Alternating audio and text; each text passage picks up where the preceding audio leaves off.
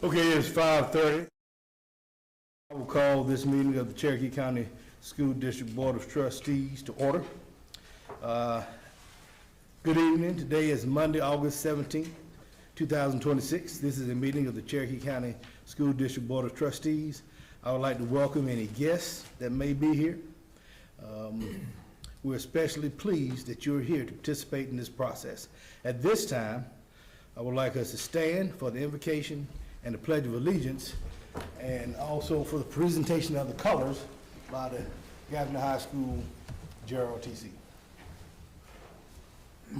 Prior to our prayer, we'll have a moment of silence for the Fair family with the unfortunate incident that happened last week at the school bus stop for Jamil Tron Fair, Jr.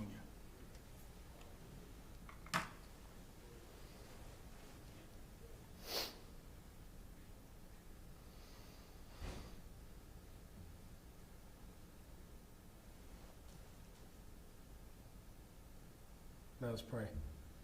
Father God, we thank you for allowing us to see another day. God, we thank you for allowing us to come together as a board and as an administrative staff to make the best decisions in the best interest of our students. God, we pray for our community. God, we pray for the young man's family impacted.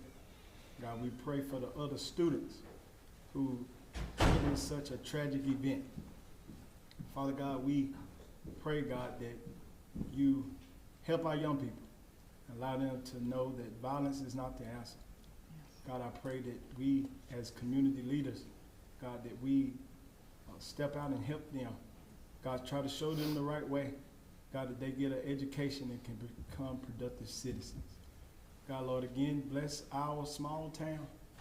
Keep us in the palm of your hands, for that's the safest place for us to be. And we'll always give your name honor, glory, and praise. In Jesus' name we pray. Amen. Amen. Amen. Amen. Thanks. Praise him. Arm.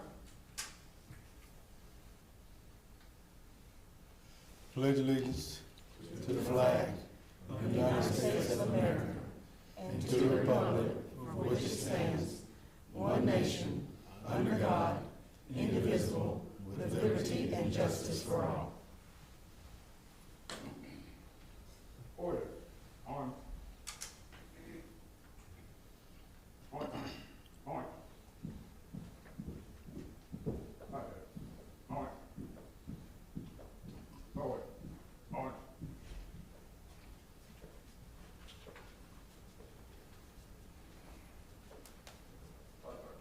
Arm.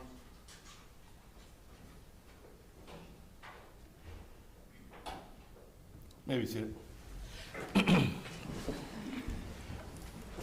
The next item on the agenda is approval of the board agenda.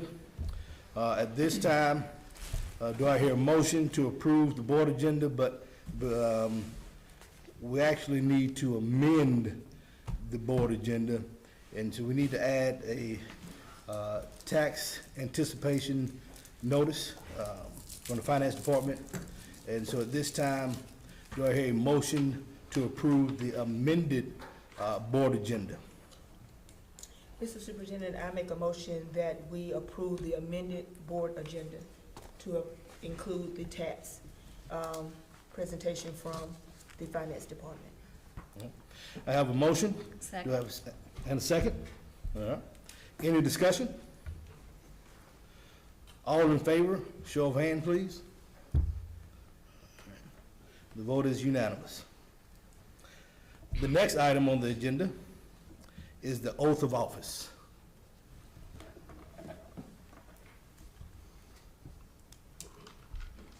Dr. Fitzpatrick, will you be calling their name and the district that they represent in a specific order? I don't know if it was listed on the agenda. Or some sort of type of order.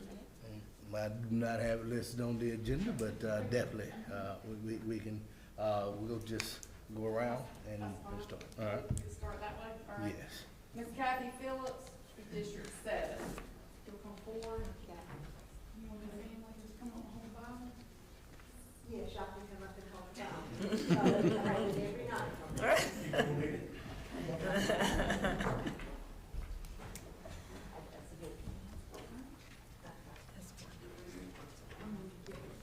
raise your right hand. Left hand on the Bible, and we'll get a picture. Word.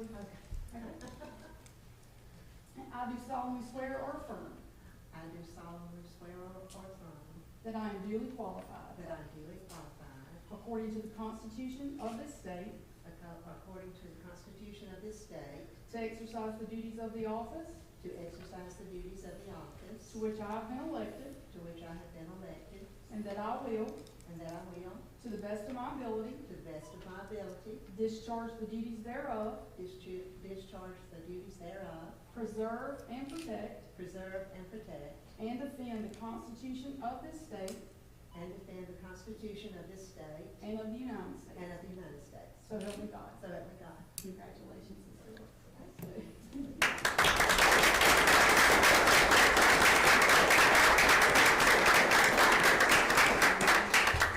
Next, we have Miss Winnie Shackelford. She is District 5.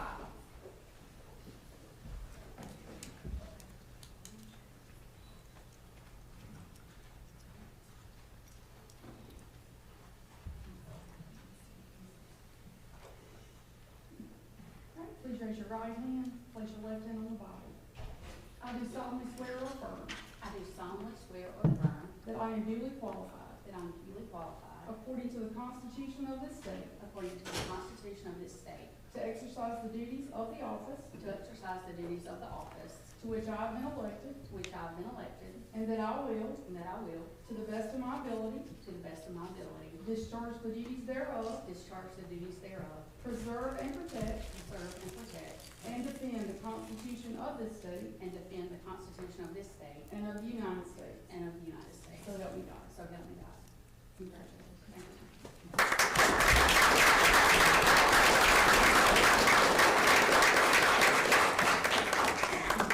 Next, we have Miss Carol Goldman. She's District 1.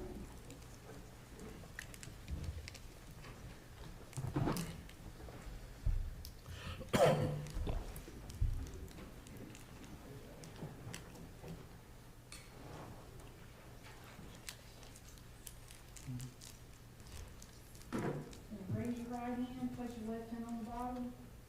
I do solemnly swear or affirm I do solemnly swear and affirm that I am duly qualified, that I am duly qualified, according to the Constitution of the state, according to the Constitution, according to the Constitution of the state, to exercise the duties of the office to exercise the duties of the office to which I have been elected, to which I have been elected, and that I will, and that I will, to the best of my ability, to the best of my ability, discharge the duties thereof, discharge the duties thereof, and preserve and protect, and preserve and protect, and defend the Constitution, and defend the Constitution, this state, and of the United the States. state and the United States. So help me God. So help me God. Congratulations.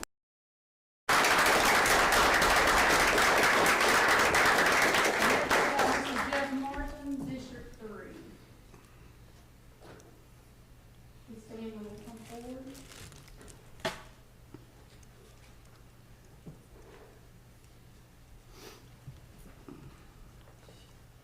Raise your right hand, place your left hand on the Bible.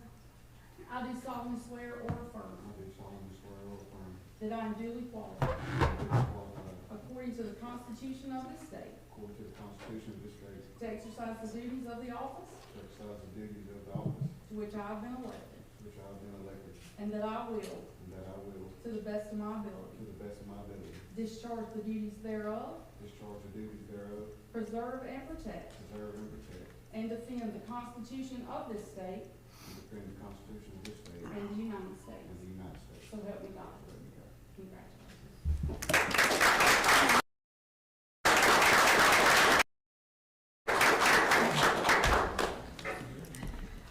Well, definitely congratulations, everyone. The next item on the agenda is reorganization of the board. At this time, I will open up the floor for nominations for board chair. Dr. Fitzpatrick, I'd like to nominate Ms. Shanice Dawkins as board chair. Ms. Shanice Dawkins has been nominated for board chair. Any other nominations?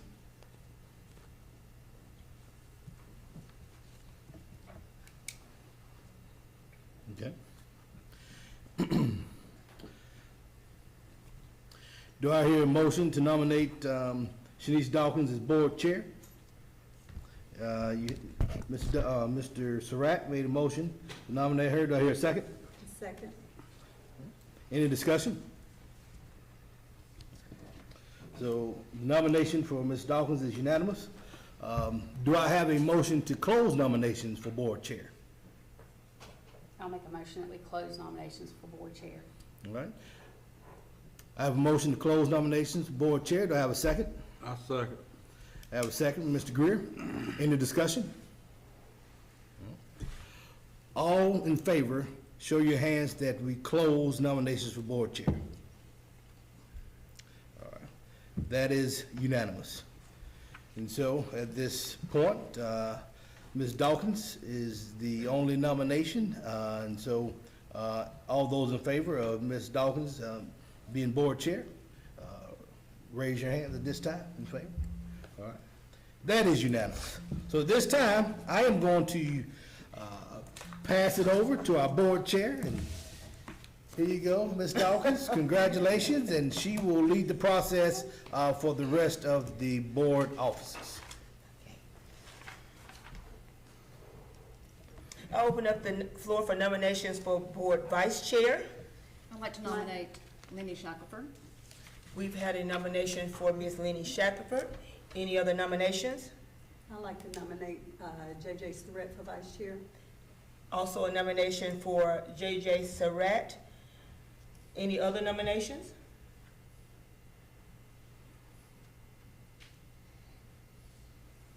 Can I get a motion to close nominations for a board vice chair? I make a motion we close the nominations for vice chair. Second? I second. Second, Mr. Greer. All those in favor? That is unanimous. We have two names for board vice chair. We have first Lenny Shackelford and second J.J. Surratt. So all those who are in favor for Lenny Shackelford for vice chair, please raise your hand. That's Ms. Phillips, Ms. Shackelford, Ms. Gallman. All those in favor for Mr. Surratt for vice chair, please raise your hand. That is Mr. Greer, Mr. McBee, myself, Mr. Surratt, and Mr. Martin and Ms. Shippey. So with that, Mr. Surratt will, I'm sorry, let me go back. Mr. Surratt has obtained the majority for board chair. Vice chair, I'm sorry, vice chair. I'm trying to read these notes here at the same time as vice chair. Any discussion? Being there is none, Mr. Surratt is the board vice chair. We will now open up the floor for nominations for board secretary. I nominate Lenny Shackelford for secretary. We have a nomination for Ms. Shackelford. Any other nominations?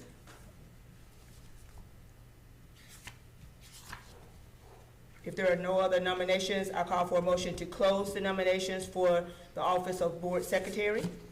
I make a motion we close the nominations for board secretary. Motion, Ms. Gallman. I second. Second, Mr. Greer. All those in favor? That is unanimous. So the only name that we have for board secretary is Ms. Lenny Shackelford. All those who are in favor of her being our board secretary, please raise your hand.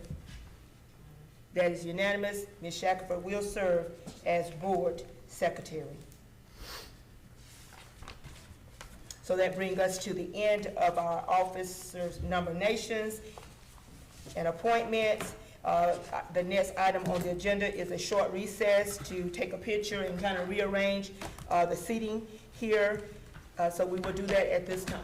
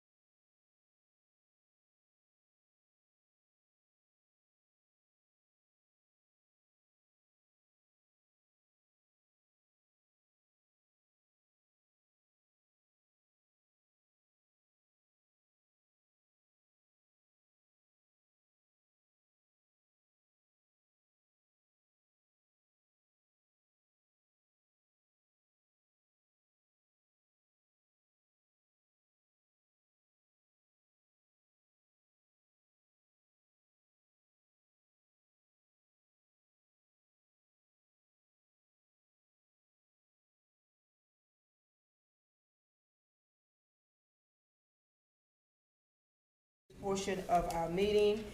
Moving on to item number 7 on the agenda, the presentation from Snyder Electric. Thank you. Good evening, Dr. Fitzpatrick, members of the board. Congratulations to the new board members.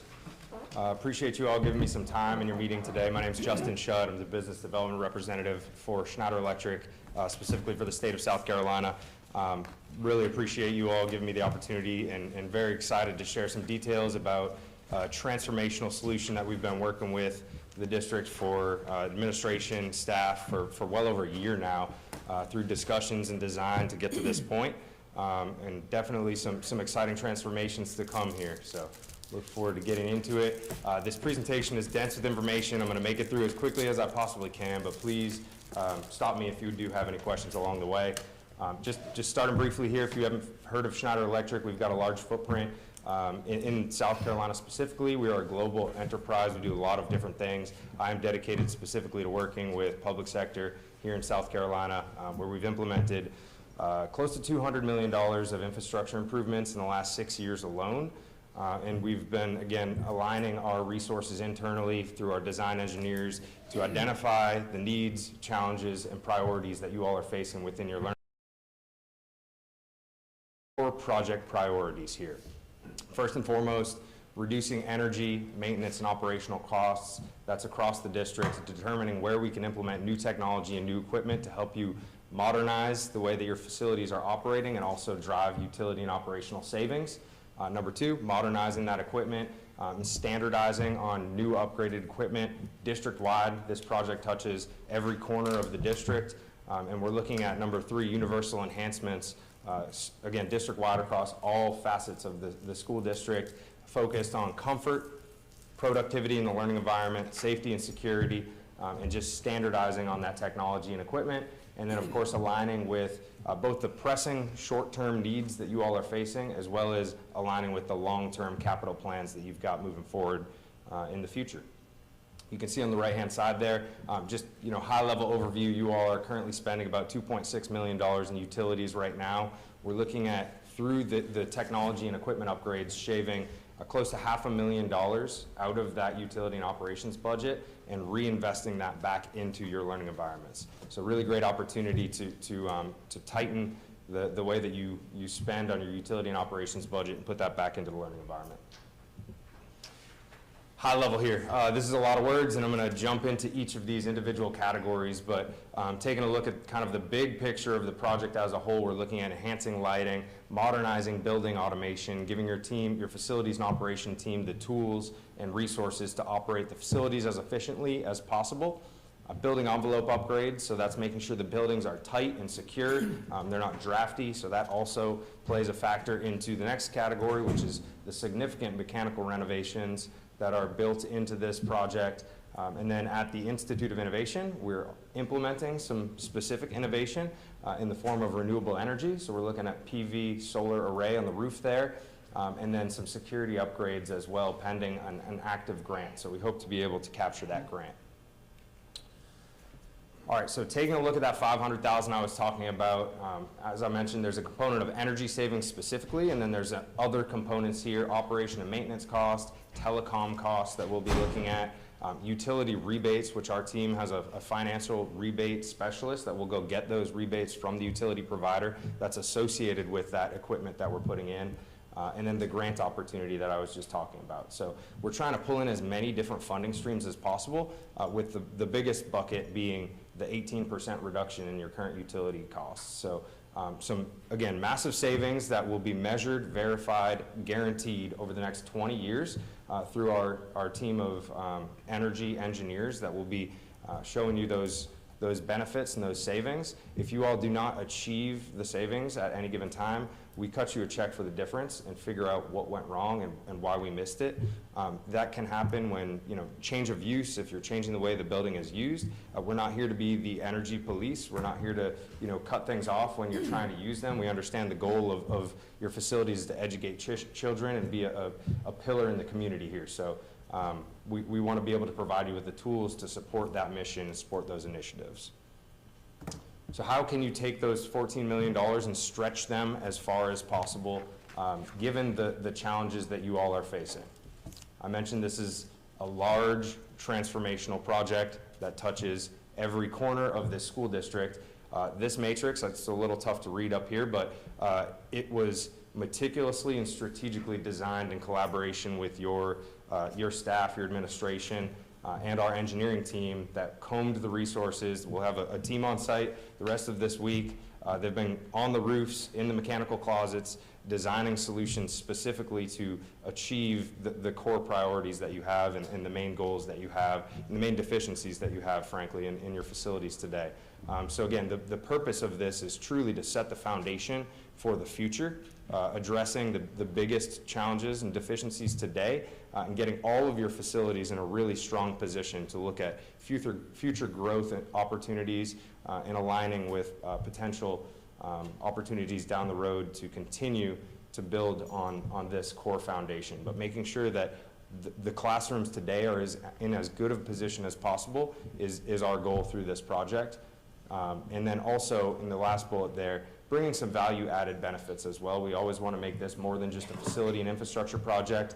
This is a lot of equipment behind the walls that some folks don't necessarily see. We want to bring these projects to life by engaging students and telling the good news story in the way that you all are being strategic to reinvest these funds back into your learning environments. Any questions before I dive in? I'm going to jump through the scope. Again, I'm moving quickly, I know, but any questions? I have one. Yes, That ma'am. 18% reduction, Mhm. that is for the entire district, or is that per facility or school? That's average across the entire Across the district. entire Yes, district, ma'am. okay. Yeah. So some facilities save more than others. Correct. Yeah, but Okay. it's on a meter by meter basis. And that's a good point on where the guaranteed savings are coming from. We're tracking the individual meters. Okay. So we establish a baseline on what that meter is spending, and the guarantee is based on the actual consumption on the meter. Okay. Yeah. I Yes, had a ma'am. quick question. Under the LED athletic field lighting, Mhm. and this might be a question for Dr. Fitzpatrick, how are those projects selected? Are those the only ones in our districts that need the LED athletic field lighting, or were they just prioritized? So that's a perfect segue into the lighting slide right here, so thank you. Sorry. The LED lighting for the sports component, so the lighting is broken down into 3 different buckets. It's the interior lighting, the exterior lighting, and the sports lighting. To answer your question on how those were selected, those are the only facilities that do not currently have LED lighting. So and to take that a step further, there are a couple that say new poles. Those are currently wooden poles. So we're replacing older wooden poles. A lot of them are not in the best condition currently, so this will be brand new steel poles and the new lighting associated with that as well. And while we're talking about the sports lighting, one of the great benefits of that solution is there's a 25-year hands-off parts and labor warranty. So anything goes wrong, this is a completely remote system, so we'll oftentimes see that there's a challenge or an issue before you all do. So it's not something that happens in the middle of a football game. It's something that we can recognize in advance and get that taken care of oftentimes, again, before you all even recognize. We're doing 26 fields of sports lighting up at Fort Mill right now. One of their greatest benefits that they've seen is being able to, they rent their fields, out to the community, so they'll be able to control and schedule when those fields are being rented and when the lights are turned on, and have much more controllability as to who's on those fields and when those lights are cut on. Speaking about the interior lighting, we're looking at standardizing all of those lights with LED door kits. So you'll have the same level of lighting. This is an engineered solution at the light level. This is something that goes through OSF. Because it's going through OSF, we're upgrading egress emergency lighting as well. And again, it's an engineered solution at the tabletop level, which is different for elementary schools than it is for high schools. So this is much more than just changing out a light fixture. This is photometric layouts of every single facility in the district. For exterior lighting, this is a solution just making sure that all of those exterior fixtures are transitioned to LED fixtures as well. That has a huge enhancements from safety and security, eliminating a lot of dark spaces, and just generally speaking, curb appeal as well.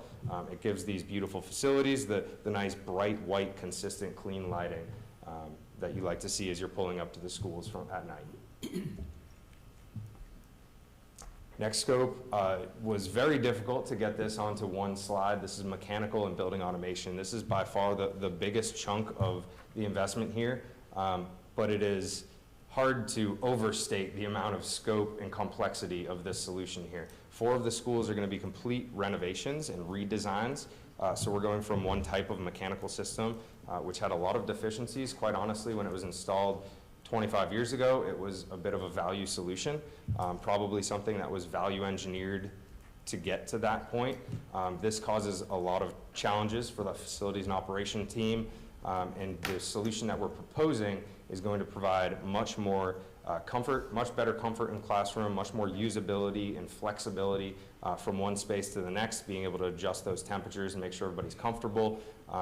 The systems that they're replacing right now, they are essentially being cut from heat to air 1 day a year. They make that switch, whether that entire campus is in heating mode or cooling mode, because of the design of that system. It's a 2-pipe system. So without getting too far into the weeds, it provides a lot of challenges from a comfort standpoint on those those rare hot days late in the fall, or rare cool days early, in the spring.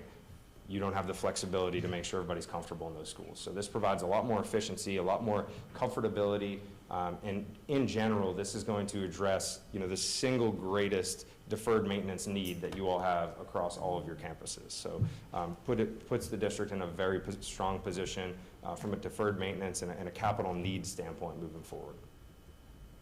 And then the automation piece of that provides the ability to control those systems as efficiently as possible, making sure that everything is comfortable when people are in the classroom and everything is shut down when folks are not in the classroom. So a lot of enhancements from humidity control to just general operationability of those facilities from a single login, where it'll be all automated on a computer.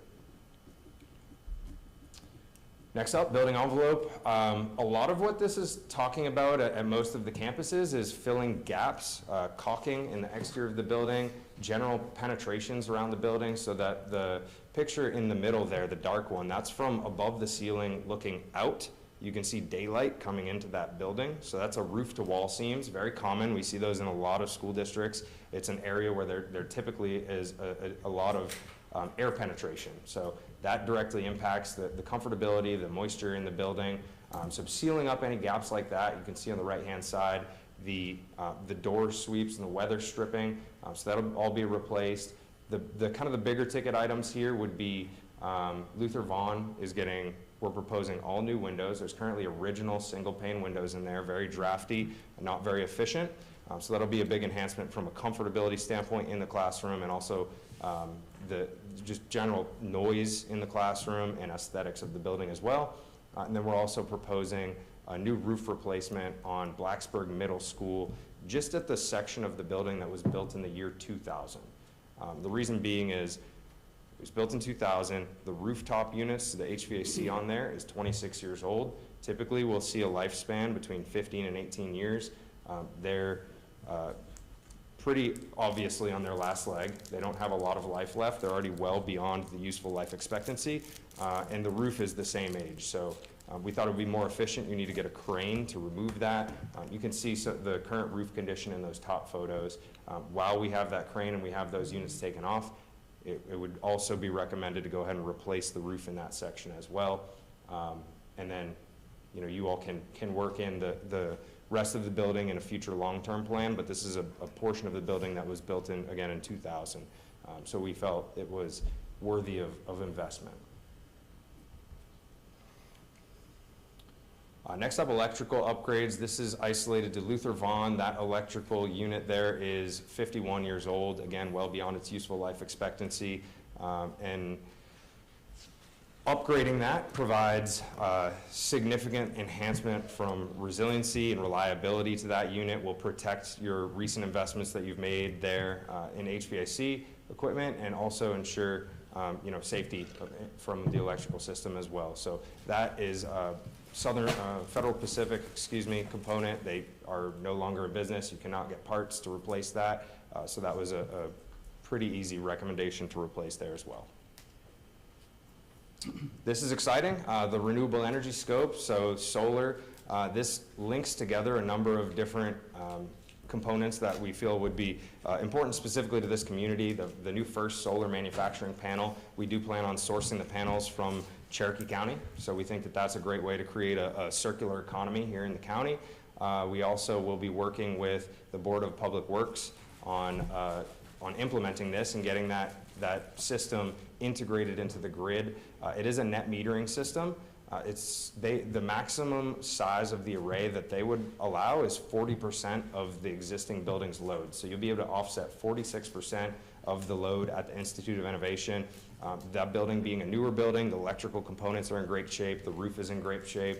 So that really made a lot of sense to look at specifically that building, and then also leveraging that scope at a relevant building to be able to broadcast some innovative renewable energy, integrating that in the lobby so that folks can see the live energy production. And we also have a curriculum component as well. So students will be able to actually log into that front end system and leverage the live energy production associated with some learning labs and turning that school essentially into a live learning lab.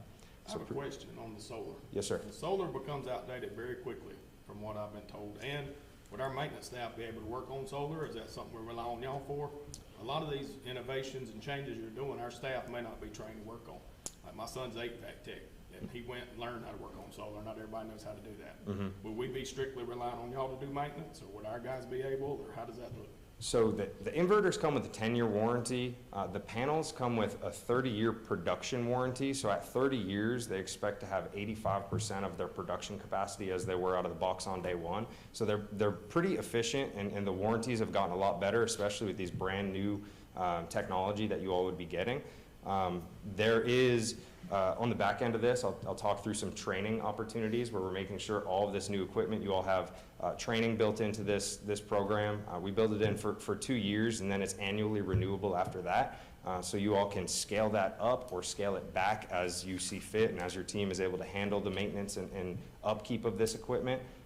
The only thing that those panels really require is to ensure maximum productivity is washing them once a year. So typically we would recommend after the pollen season, so sometime after the spring, come rinse them off, and it's pretty straightforward. They don't really require a lot of maintenance. And then that front end system, you can see exactly what's going on, and you can diagnose everything pretty easily. We did, so this is a 268 kilowatt. We did a 9 megawatt project at Richland 1 across 15 schools where 3 of their campuses are completely net zero, and they're actually selling power back to the grid. So this is a smaller scale than what we're comfortable with, and that was really a large initiative over there that we did find some preferred equipment and kind of refine our approach through that project. So you all are not the guinea pig on this.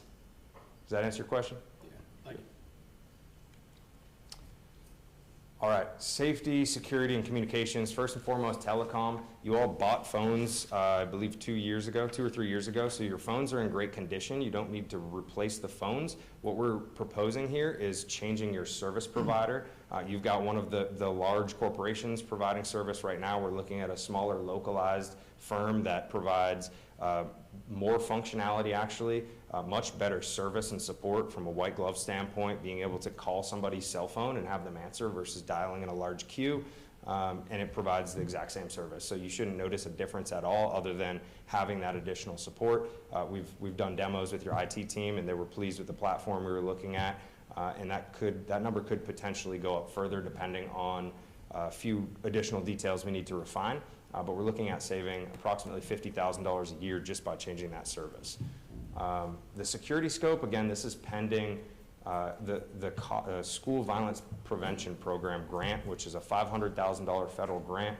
There's a 33% match on that, but that would upgrade all of your cameras and also provide AI servers, which provide you with real-time alerts for a number of different things. There is weapons identification. There is a host of different really beneficial packages associated with this.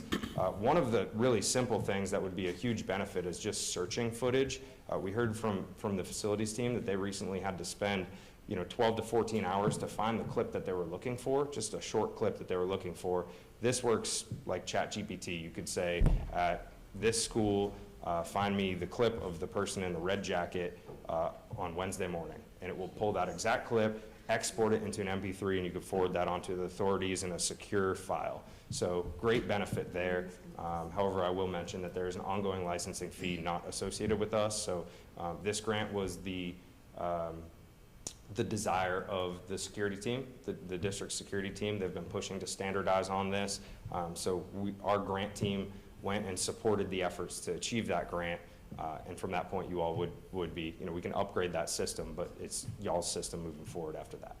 Mr. Shutt, I just want to point out also that this camera system also communicates with the Halo vape detector. It does. Systems that we're installing. Yes, sir. Yep. And it can also integrate with access control, so you can see kind of timestamps of when people enter the building and cut to those specific cameras. So this is a significant enhancement on the security system that you all have in place right now. When will that grant be awarded? The end of September is the expected announcement date, and the federal dollars should be available at the beginning of October, so it really aligns perfectly. I'll show you the timeline on this project in just a moment, but we're well past midterm at this point. Our goal is to come back in front of you October 12th.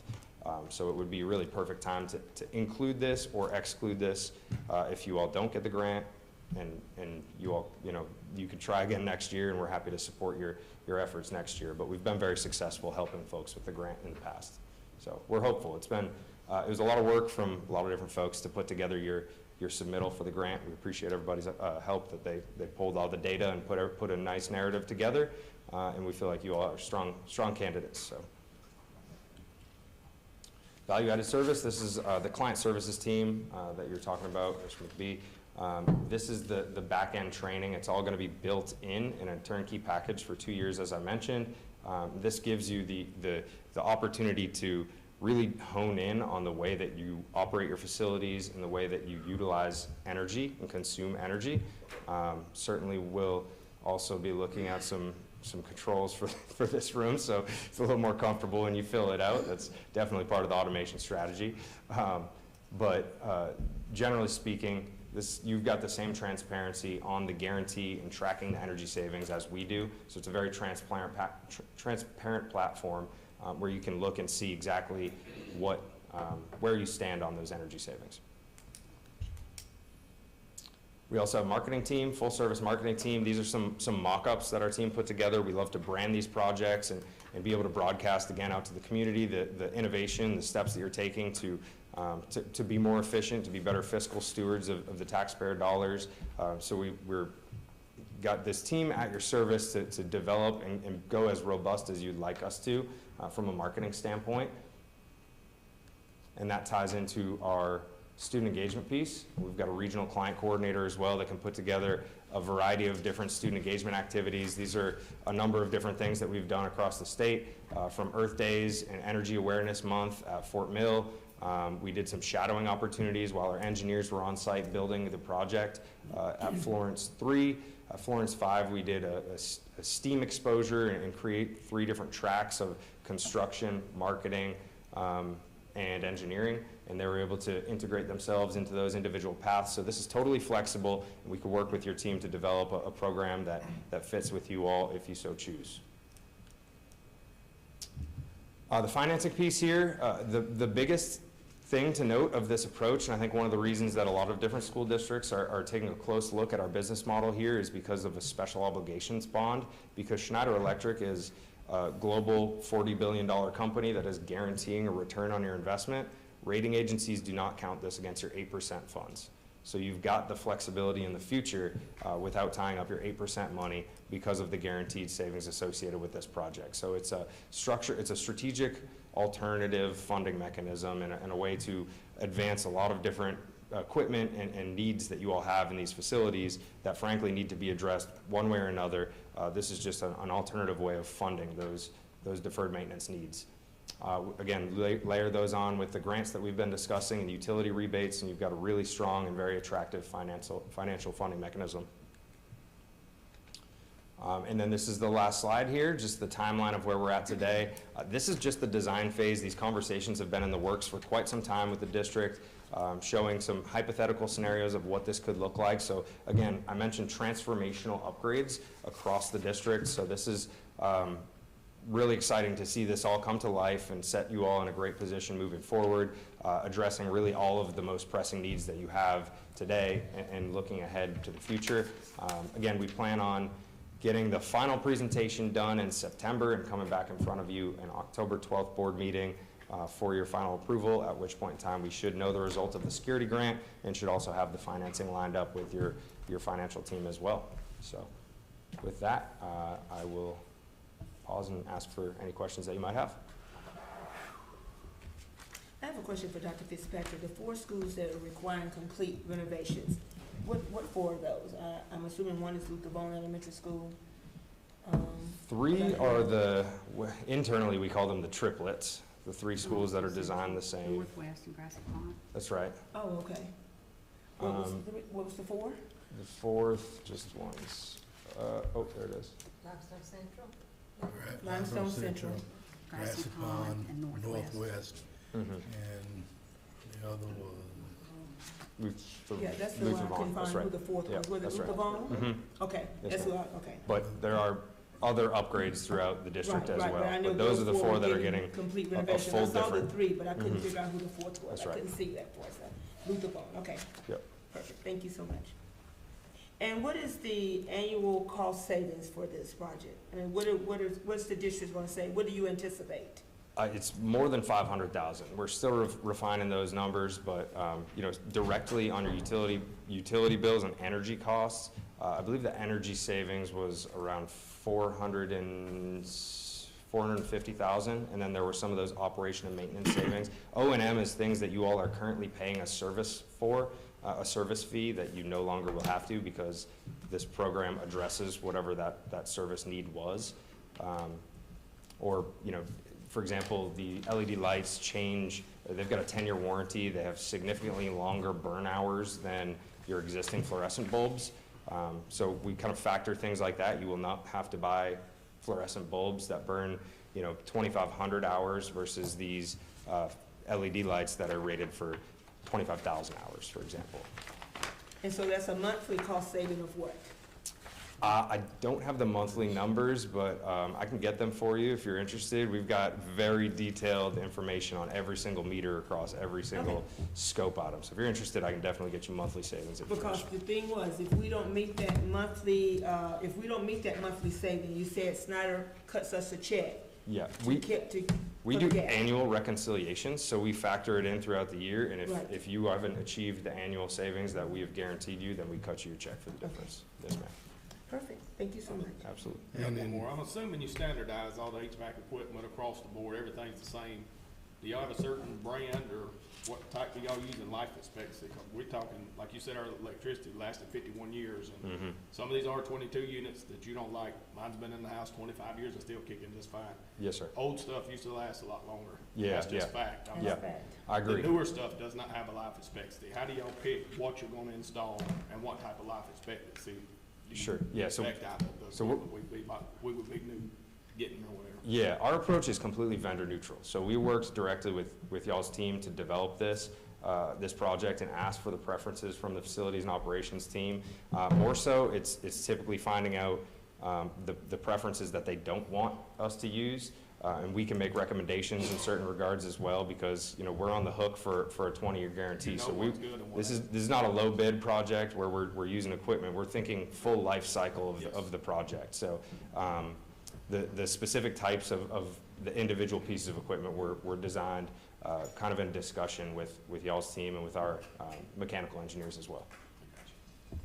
Dr. Fitzpatrick, you have something to say? oh, no, I was just gonna say I think the best part is when you look at this over time and the long-term savings of up to $14 million can help us fund some great projects within the district right now. Absolutely. Yeah, that's right. It's capitalizing on savings for things that you need to address either way and just being able to capture the energy savings at the same time. So pair those together. Yep. Any other questions? All right, well, we appreciate all the work that the entire team has done. Everybody's been fantastic to work with, and it's been no small undertaking on both sides of the fence. We've got an army of engineers that's been putting this all together, but they couldn't have done it without the help of all of the administration. So we appreciate all the hard work that everybody's been putting into this, and again, very excited to be rolling out some transformational upgrades here, this fall. So we appreciate working with you all and look forward to the future. Thank you. Thank you.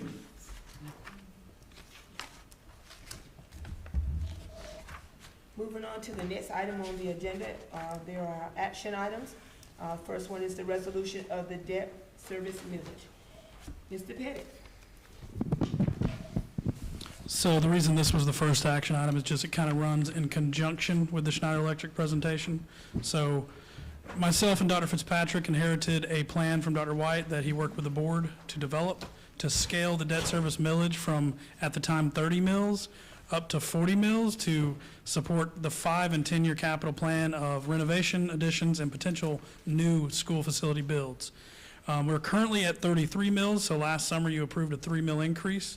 We're recommending the same this year, 3 mill increase to 36 mills, with the final year either being 1 mill taken in 2 years from now or all 4 remaining mills to get to 40 next summer. So this is a part of that plan we inherited.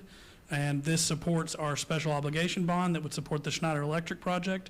This supports all the bonds we issue for our annual maintenance for facilities. So the debt service fund is a separate fund than our operating fund that actually supports general fund. So turn it over for questions. This money is for capital projects. This money is for capital projects. Okay, well, we will now ask for a motion to increase the debt service millage by 3%. Three mills. 3 mills, 3 Yep. mills. And this is something that we discussed last year with Dr. White. We did make that motion last year. We moved up 3, and he said that it was an ongoing thing to do it 3 over the next couple of years. But that is the motion that we are asking for right now, to increase the debt service millage 3 mills.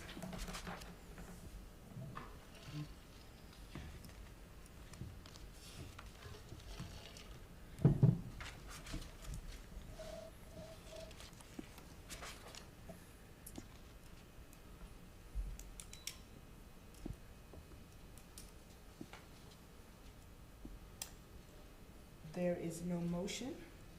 So at this time, are there any discussions or any questions? Maybe let's start there. I'll make a comment on this. Okay.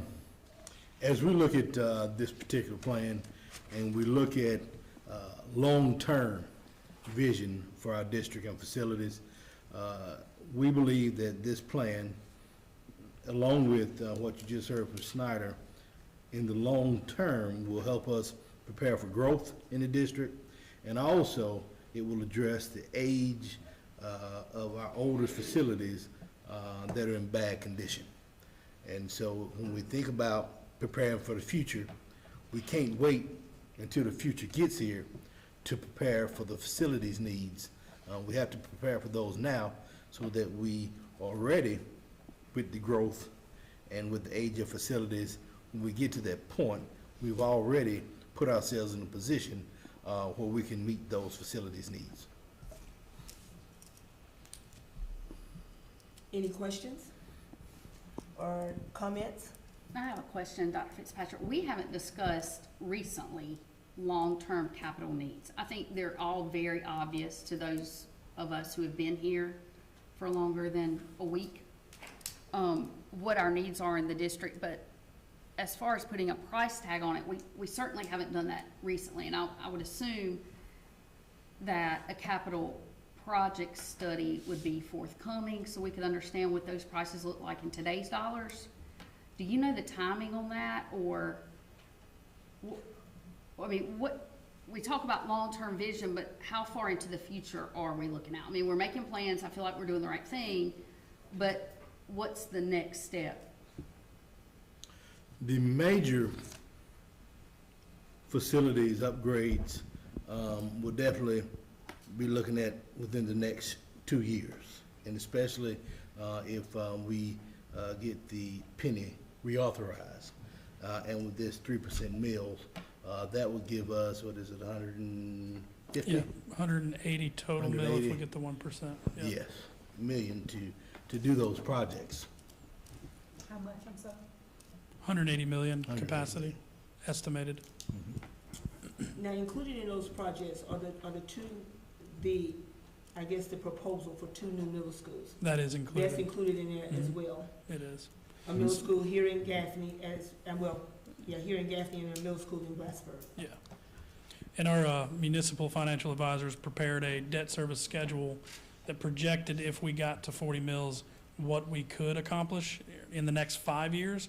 So mills drop off after a certain amount of years. So this increase to 40 would basically get us to 2031, and then it would drop off to 2032, and we would just be servicing the Schneider Electric special obligation bond if it's approved, and just our annual maintenance after that. So this really prepares us for either new builds in the next 5 years, if that's what the decision is, and/or the Schneider Electric Energy Performance and major deferred maintenance needs that are becoming more imminent every year.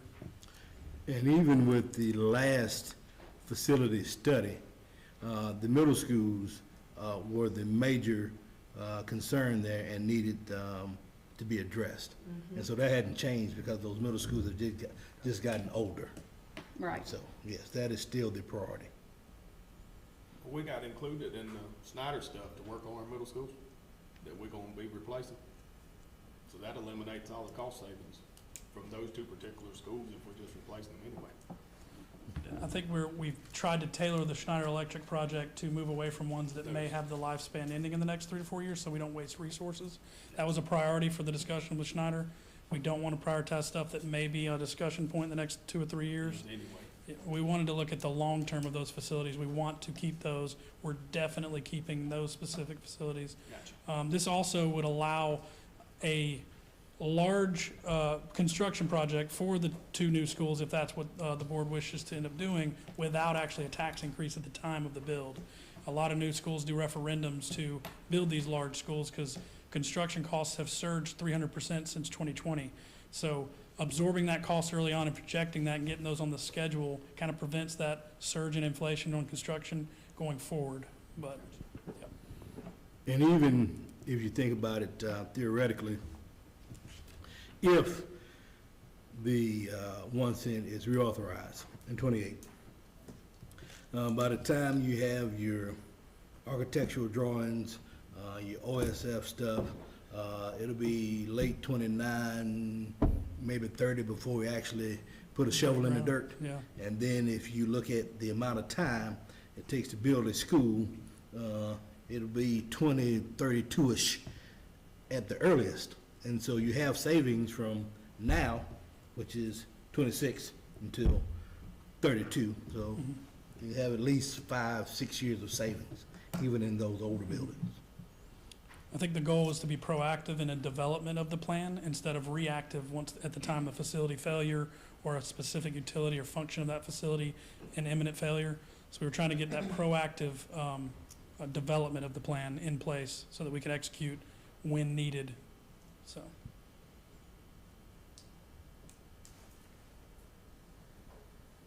Any other questions or discussion? I have a question. I know we were going to revisit the referendum and things like that. Would that not cover the cost of the new schools that we're needing?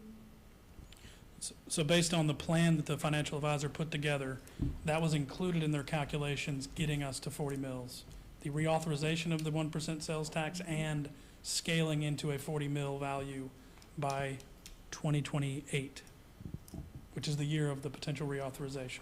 So this was a plan developed by our financial advisors to allow enough bond capacity for these projects. Okay.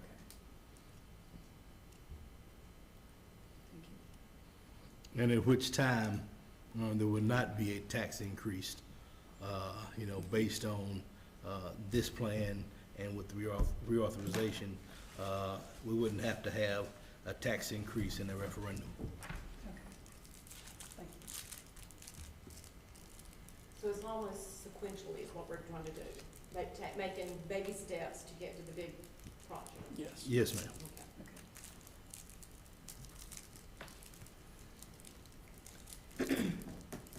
So it's 33 mills to 36 6 mills. mills, that's correct. All right, is it time to make a motion? Time to make a motion, Ms. Gorman. I make a motion, we increase from 33 mills to 36 mills to help with future capital projects. Motion, Ms. Gorman. Second. Second, Ms. Shackelford. No other questions or discussion? All those in favor? That is Ms. Gorman, myself, Ms. Shackelford, Ms. Phillips, and Ms. Shippey. Those who oppose, Mr. Greer, Mr. Martin, Mr. Matt Bean. The motion moves with the majority. Next item of business, we're gonna just keep it right here, Mr. Pettit, with the tax anticipation.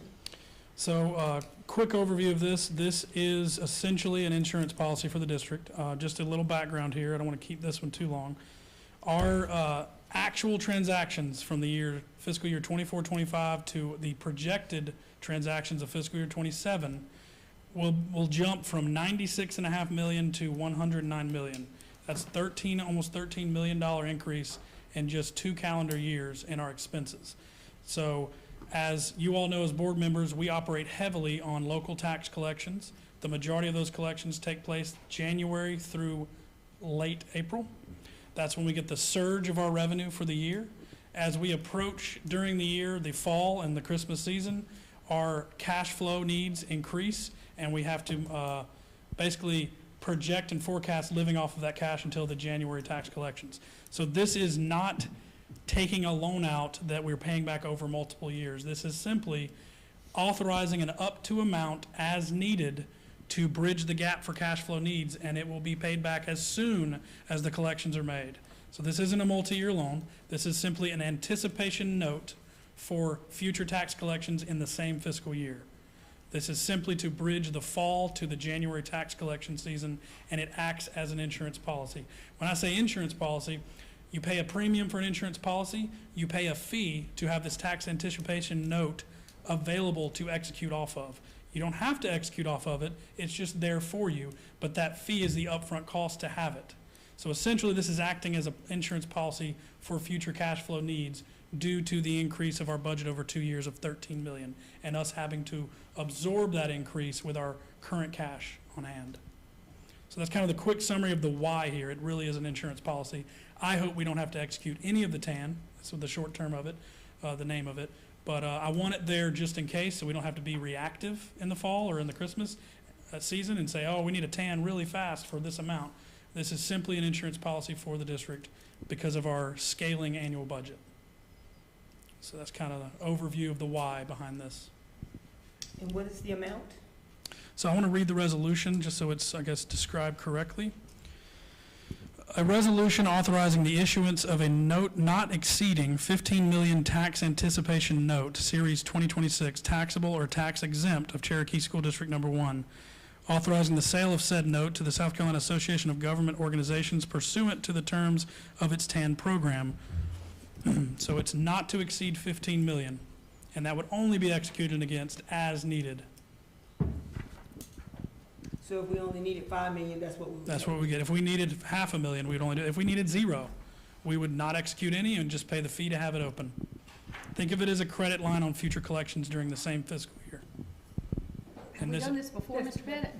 most districts went away from it after the 2010, 2011. Our financial advisor is seeing a lot of districts moving back into this year and next year. The application for the TAN has increased significantly over the past year. So many districts were able to live off of grants and whatever other funding they had available to get them there, but most fund balances in the state have been reduced as they're scaling into absorbing cost, cutting costs, so they don't have to increase taxes. And this is simply our way of bridging the gap of such a large increase over 2 years. $13 million cash hit is a large hit to the district. We did, last year when we increased our budget $4 million year over year, we were able to get by until January, but it was very close. And I had just gotten here in December, and having to react with the TAN may have been more concerning than having a TAN in place going into it. And our budget going up again this year, we just wanted to make sure that that was set up if the need was there. Would you come back to the board if you needed the TAN? Or would we know that it had been authorized? This is your authorization to execute and have it open, and then we can update the board on if we executed against that TAN.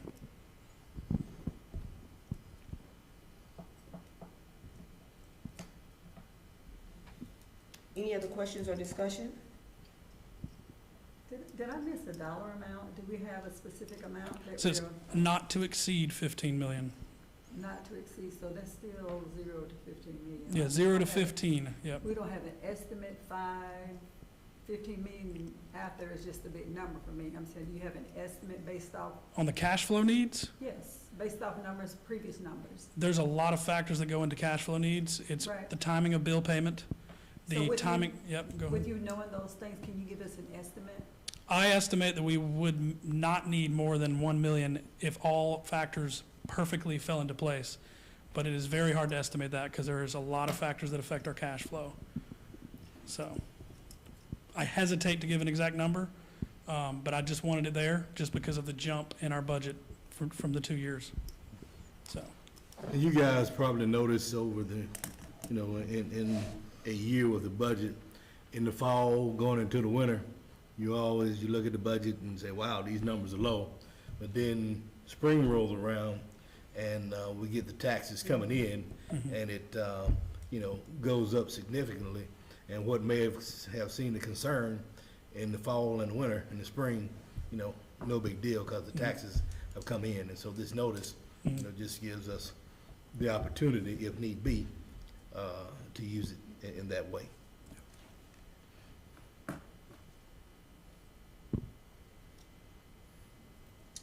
So at this time, we ask for a motion for the district to initiate the tax anticipation notice. mhm.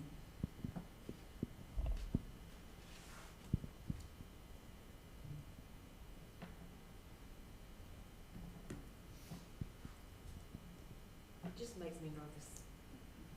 Well, I know you're saying it's insurance, but when you talk about that money, and I know it's from January, it's for cash flow from January to April.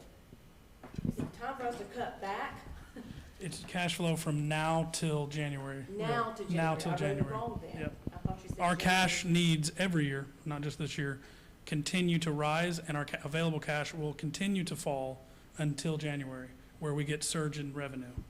At that time, we would pay back any execution off the TAN with those tax collections in January. This would not be a multi-year loan. This is simply taking a loan against a tax collection in 1 or 2 months in the future, because that's the larger amount of our revenue base for the year. Is there an interest on that payback? Okay, let's There say is, we yep. need $1 million. Mhm. What is the interest rate on The that? interest rate will be established at the time of the sale. Oh. Yeah, so I don't know the interest rate.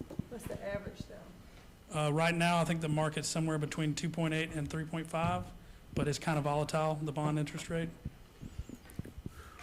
That was the rate. I'm sorry. Go Is ahead. there a reason why we wouldn't take those dollars out of fund balance? Fund balance is not cash. Fund balance is assets minus liabilities. An asset could be money due to us from the federal government, money due to us from the South Carolina government. It's not actually cash on hand. Cash is a treasury function that I serve in a dual capacity.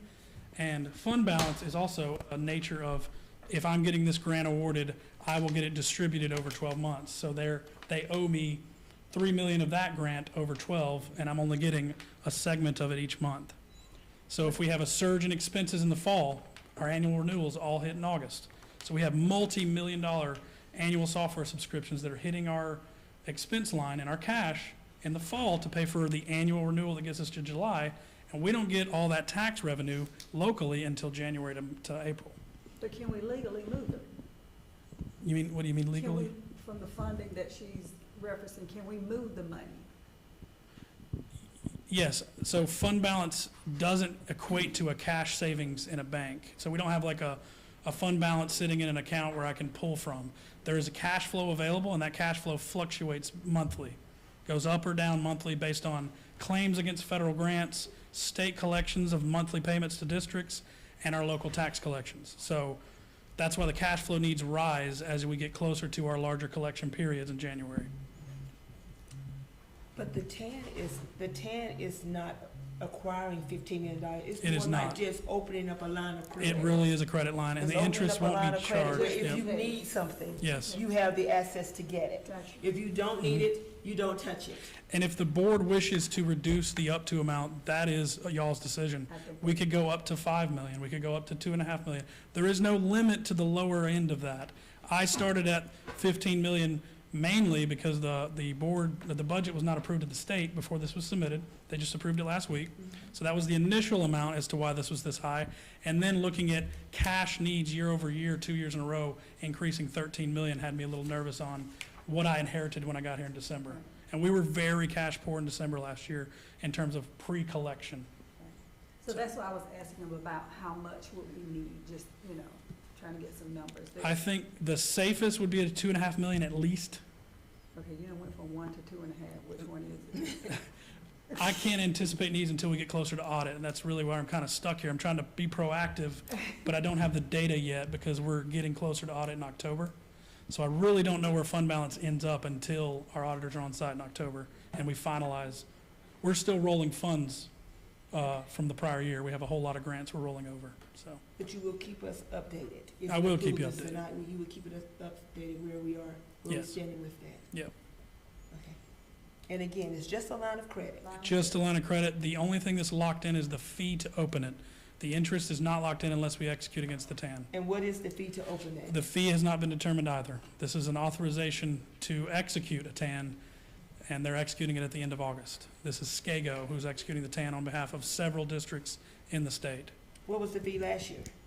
We have not participated since 2010, so I'm uncertain, but I can ask and get that question answered, at least from our financial advisors.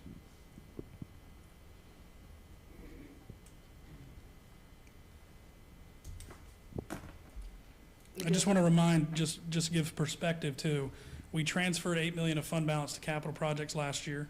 We supplemented to the general fund budget 3.5 million last year, and this year we're supplementing 3.7 million. So these are all hits to available cash.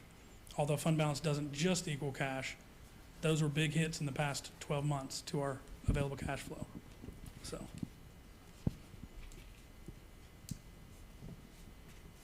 And I want to be clear also, the proposal of a TAN does not mean that we're in any sort of financial trouble. It does not. It means that taxes are collected in the spring, we get all that money in the spring, and bills hit us from now until December. Mhm. And so that's the reason Yeah. Ms. Pettit suggested this. So it's not that, we're in trouble, let's do this. It's, Mhm. all right, this is when the money comes in, this is when our bills are hitting us, Mhm. what's the solution? So that's kind of the reason. There is many factors that affect cash flow. It is hard for me to speak to every single one of them, but cash flow does not equal fund balance. I just want to make that differentiation. No other questions or discussion topics? Again, I call for a motion to initiate the tax anticipation notice.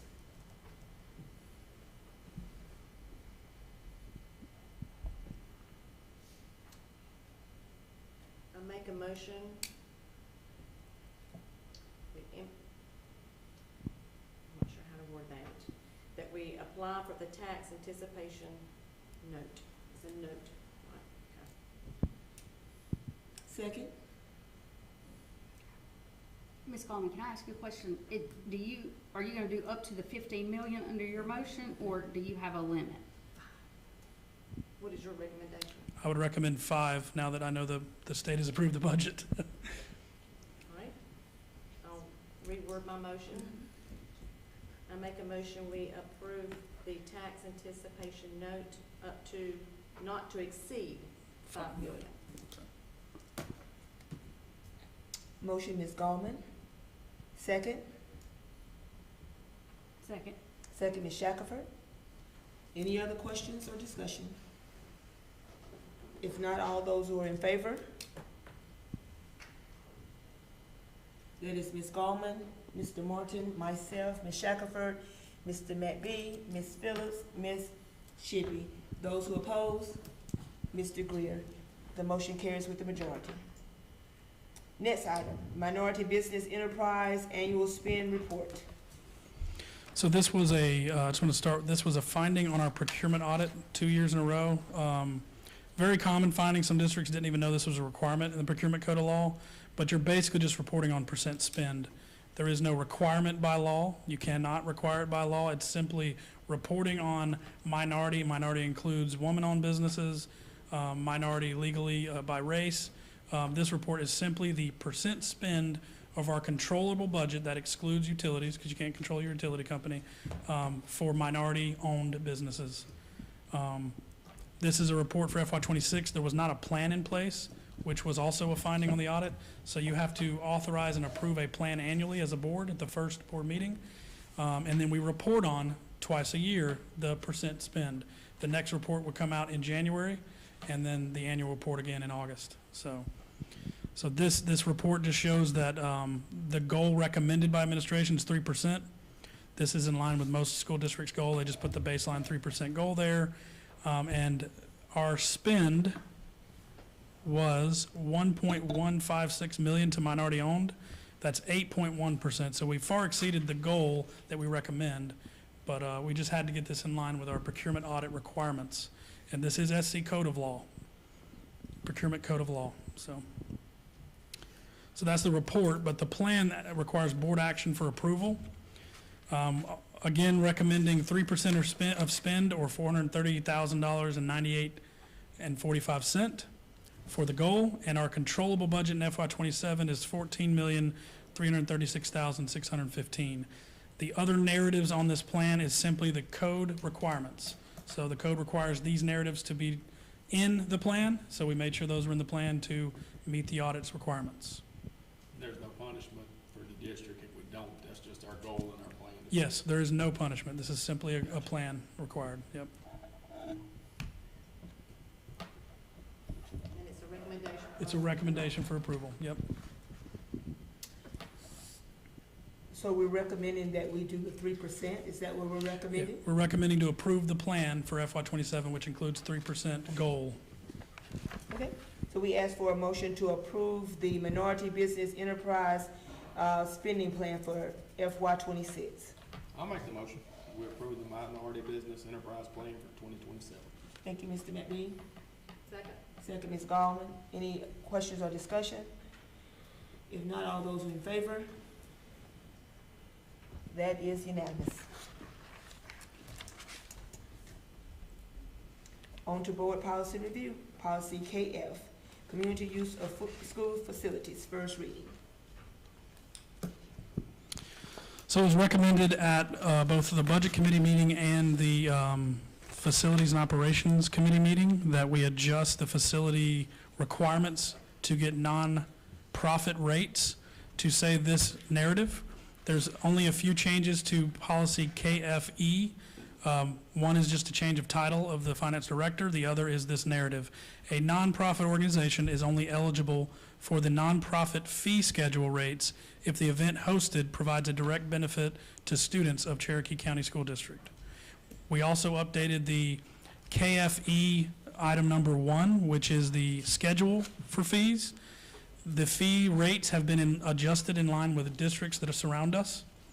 And we also added a for-profit line that is a 33% markup for for-profit entities to rent our facilities. Again, this was a recommendation by 2 committees to update this policy. So the update is allowing nonprofits to rent our facilities for 33% discount as long as it is beneficial to Cherokee County students. To Cherokee County students. So 33% discount for nonprofit organizations. Okay. Yep. So this is a recommendation that is coming from both Budget and Grounds Committee. Can I get a second? I'll second it. Second, Mr. McBee. Any questions or discussion? All those who are in favor? That's unanimous.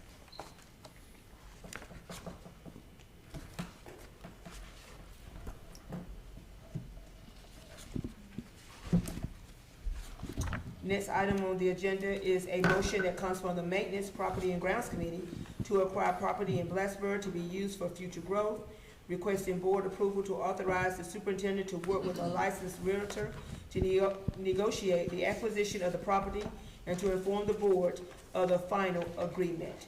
Again, this is a motion that comes from the Maintenance, Property and Grounds Committee. Can I get a second? I second the motion. Second, Mr. Greer. Any questions or discussion?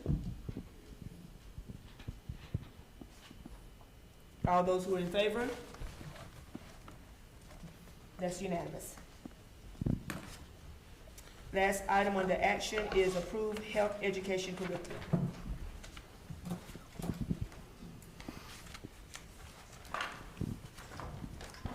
Mr. Nethkin's gonna pull up our PowerPoint.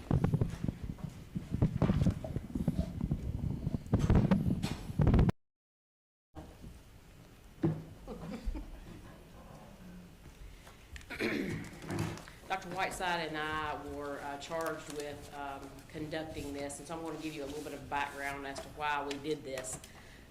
Comprehensive Health Education Act requires the board to choose the curriculum and execute the curriculum. And then Proviso 140 is what tells us what has to be in the curriculum that we are choosing to utilize. So kind of at about the same time, our instructors who teach the comprehensive health care curriculum came to us requesting that we look at something different. What we currently use through Heritage Keepers is a little outdated and wanted something a little more modern for our students. Along with that, Heritage Keepers fee schedule changed as well. So it was kind of perfect timing for us to approach this. So Dr. Whiteside and myself this summer, we got together a committee. And in those committee meetings, we had staff who teach the curriculum. The PowerPoint did not have that when I sent it to Mr. Nethkin. I'm not sure what happened, how a committee and meetings changed, but we chose staff who teach the curriculum across the district. We had parents on our committee, we had community members on our committee, and we reviewed several curriculum that met the criteria for us to utilize. This recommendation of what we're going to propose to you guys tonight, we felt like it met the relevance that our staff wanted and that our students needed. It was much more modern, and the cost is through a grant. It's a free program for us to utilize as well. So the program is Live Free, and its mission is to equip youth to live free from the damaging consequences of sexual activity outside of marriage and to make choices consistent with their values. So on the next slide, you'll see there's two different approaches for comprehensive health education curriculum. The left is sexual risk reduction, and the right is sexual risk avoidance. Heritage Keepers is in line with the sexual risk avoidance, and so is this curriculum that we're choosing to use as well. And it talks to the students about how you eliminate those risks, that sex is a risky behavior, that the sexual delay is the only 100% effective way to eliminate the risk of pregnancies, STDs, and emotional consequences.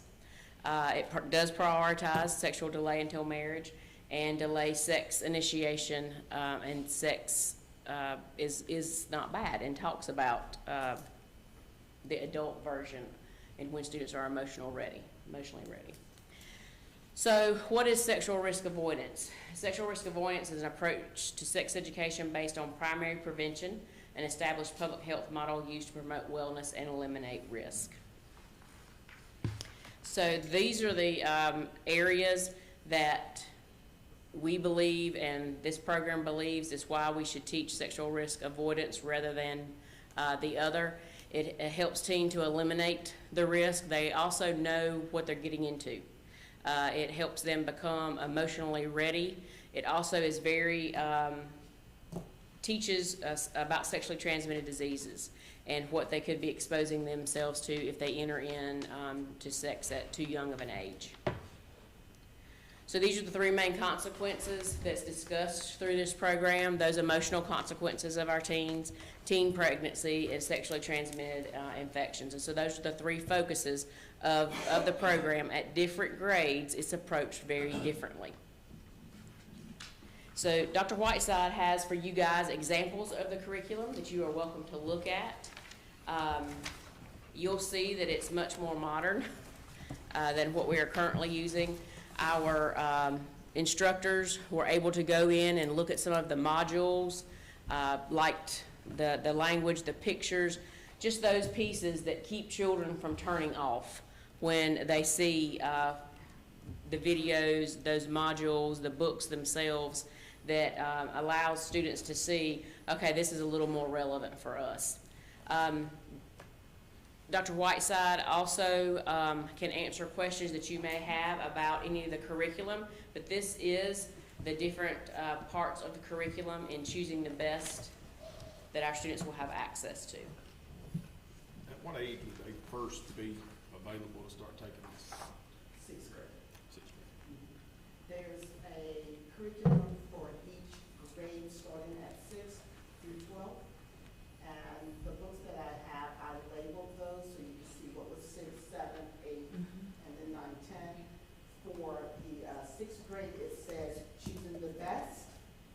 7th says choosing the best path, and it increases as far as age appropriate. 8th grade is choosing the best life. They talk about relationships, how to continue those friendships, and what is best and appropriate, age appropriate.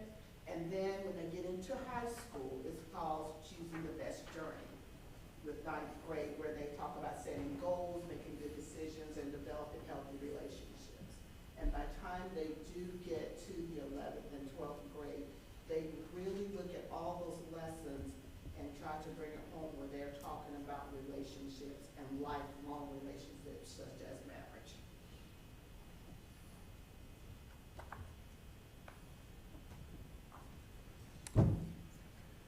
So what Dr. Whiteside and I come to you tonight with is the recommendation from the committee of the new curriculum that we begin to use, and that you allow us to move forward with then that curriculum and securing the grant that will allow us to have the curriculum for free.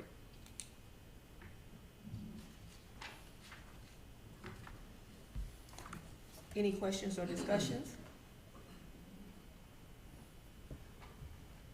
Ask for a motion to approve the health education curriculum and allow the district to move forward with the grant, to secure the grant needed to provide this new curriculum. So moved. Motion, Ms. Shackelford. Second. Second, Mr. Greer. All those in favor? That's unanimous. Thank you. Pass the books again. Thank you. We're down to the superintendent's report. Thank you, Ms. Chair. In the superintendent's report, we're going to start off with the report from curriculum. So you have a copy of the instructional guide that was provided to all teachers at the start of the school year. So the instructional guide just basically lines out our guiding principles for instruction, what we expect to see in every classroom, what we expect students to be doing, what we expect teachers to do, and also what we expect teachers to do during the planning process, and so it also includes the instructional framework.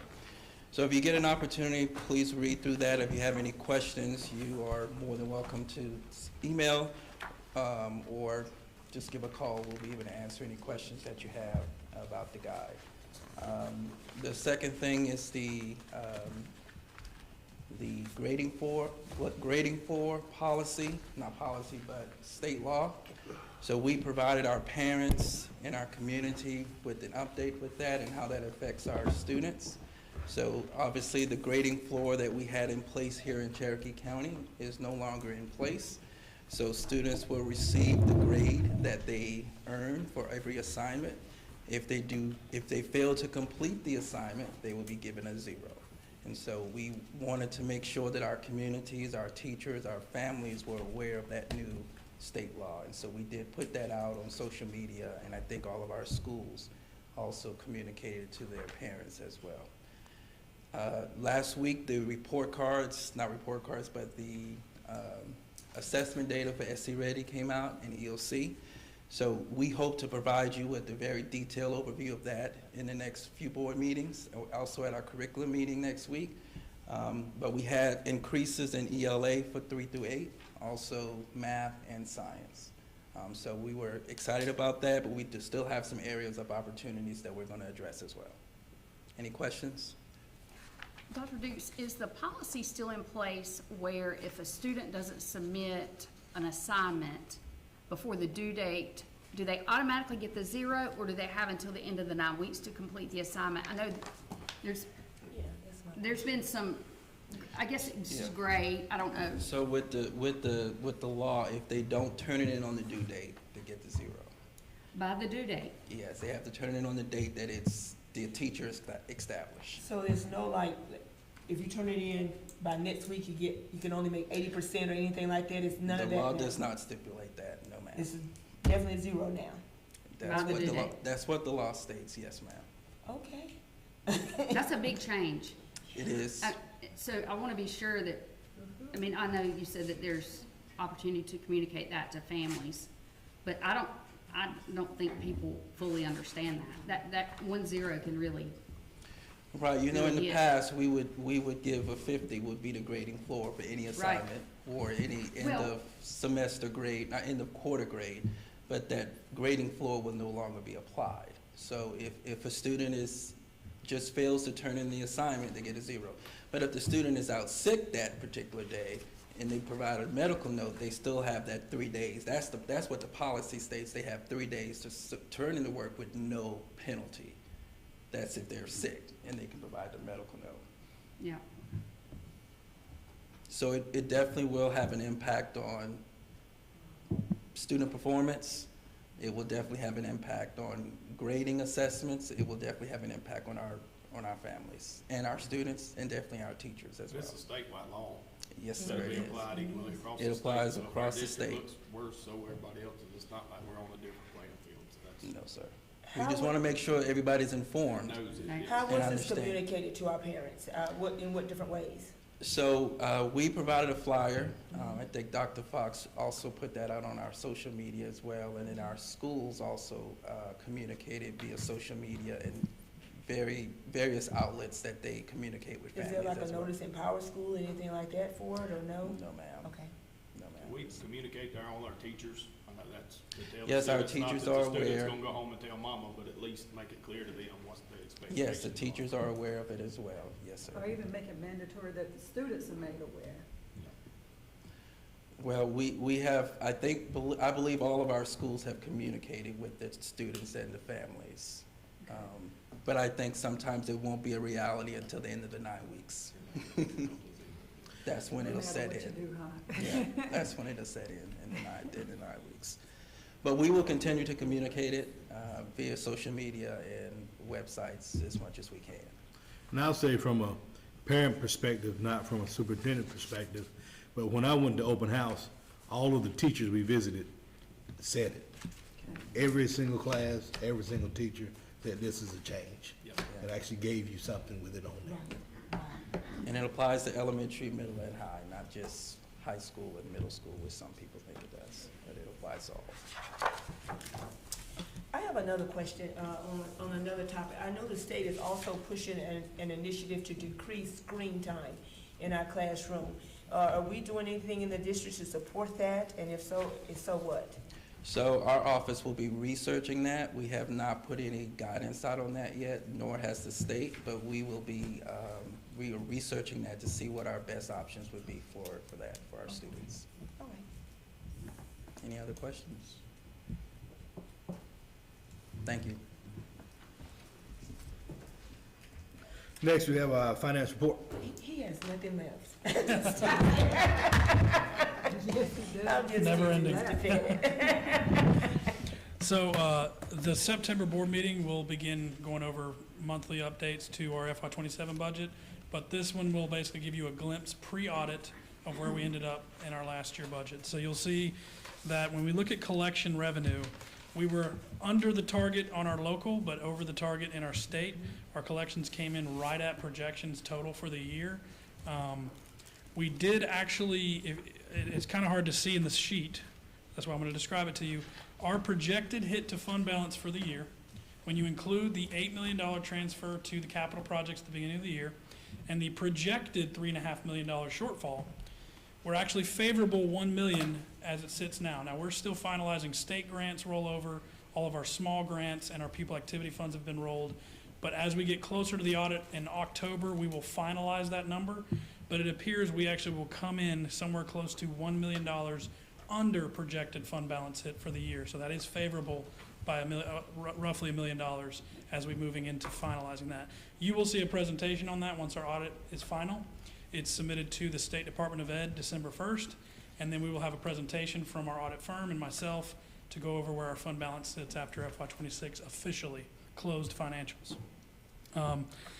For our expenditures year to date, salaries were right on target. Fringe was over budget by $800,000. I made sure to budget fringe higher this year just because I had that projection in hand. And then the operating expenses were under budget, $1.3 million. So we came in at $112 million and $150,000 for the year of FY26. That it does include that $8 million. So it really was $104 million if you exclude the $8 million transfer to capital projects. So if there's no questions, I did provide the breakdown by object code, the type of service or supply we bought, and the budget that was there for that. Is there any questions on the finance report? Why was public utility services up by $300,000? You know? That includes all utilities, which we have separated out in the new budget. So there's a different object code for energy, which is our electricity. And because it's all rolled in, I haven't really done an analysis on the utilities as why they were higher. I know we had a lot of new facilities open during the year, which could have contributed to that. We had the ball fields opening. We had to pay back utilities on those from the construction project forward, so that could have contributed to it. But we have not done an analysis on that $300,000 over budget. So. Any other questions? Thank you. Thank you, Mr. Pettit. Next report is Human Resources.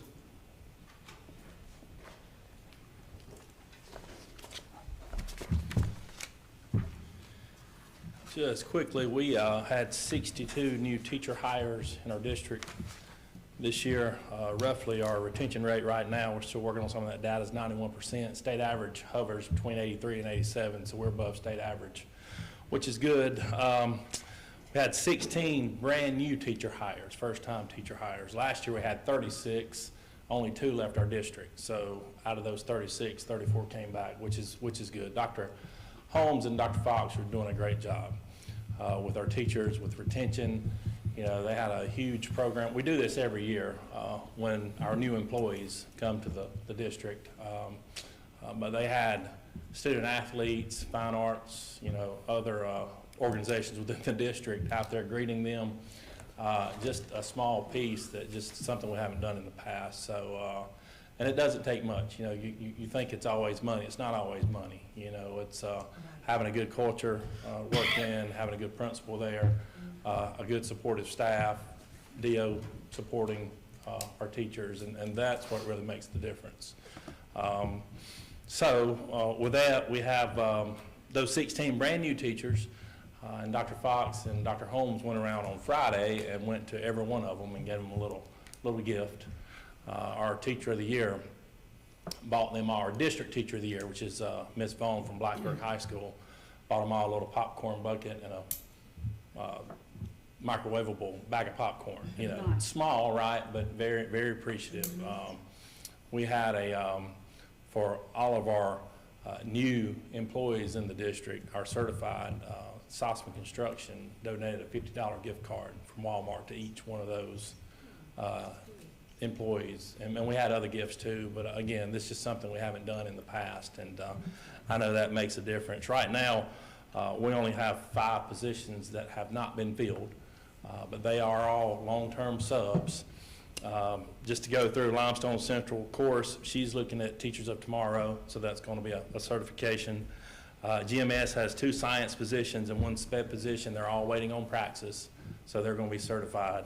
And then GHS has a science, and he's in PACE. So, you know, those are good numbers there. So I'm pleased with that. So that was just the quick HR update. The Big Sarah report's due in September, so we can have more data in September as far as you know, you look at the grade level you lost, the schools that may have lost teachers, things of that nature. You know, more data that we can dive into to see. Any questions? I got a comment. I would like to say we appreciate y'all willing to hire a drama teacher at UIN. My daughter loves it. She's doing Yeah, a those great are a job. few new positions And, that we just a did. shout out to that teacher. She is doing amazing. Yeah, So, yeah, bringing it to the middle schools. it's really good stuff. So- My daughter's really enjoying it. Just thank everybody for doing that. And y'all Yeah. great in that position and hiring somebody wonderful. It was fantastic. Yeah. Do want to brag on the superintendent. Had a rough week last week. We went to the homes of the employee, not going to embarrass you if hits, and the victim, and he led prayer. And that was big, Yep, absolutely. so appreciate that. Thank you, thank you. Mrs. Smith, before you take your seat, I just have one quick question.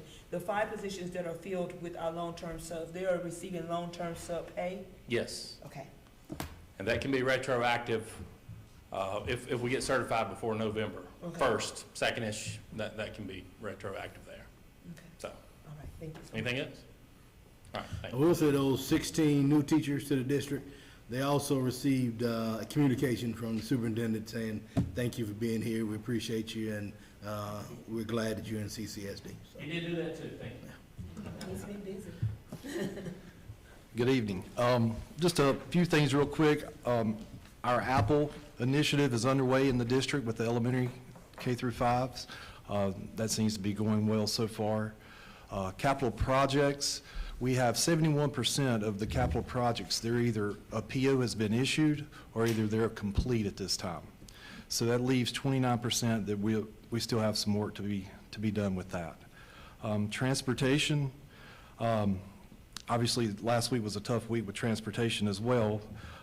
We've had a few little hiccups with new students and the changing of some schedules and things like that. But I talked to one of the assistant principals at Gaffney High School, which is the barometer for us as far as when kids are picked up in the afternoon.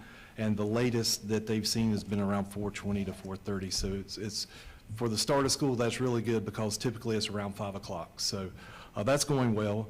We also have a campaign for hiring drivers, and we have hired approximately, we've got 5 in the hopper, and we got another application today. So the things that we're doing in transportation are on the change. So, but that's going well. Any questions? Thank you. thank you, Dr. Blunt. Student services, You each had in your board packet the changes for our code of conduct, and this is just for information only. Just to kind of go over some of the, let me get my glasses. The bigger items that, and these are 3 requests from principals, of course, the South Carolina Legislative Code of Law and South Carolina Department of Ed, their definitions of codes in incident management. But we had to update some information with legally for our technology additions. We restructured elementary, and the principals really requested we separate that out. The little people and the 4th and 5th graders, so that the 4th and 5th graders, their codes of conduct are looking a little closer to middle school. The middle school and high school cell phone, computer device, tardy, and coding changes that came from the state, the new sexting codes and revised pornography that came from the state, the additions with our school bus, our level 2 and 3 descriptions, and then we added our student dress code into the code of conduct so that parents understood that dress code can also equate in disciplinary infractions. I don't see it. I didn't have it in my Did packet. y'all have it in your packet or online? It was sent. Can we get it tomorrow via email? Yes. Can we get somebody Yes. to email it to us? Yes. Sorry, I was No trying to- problem, Yeah, no yeah. problem.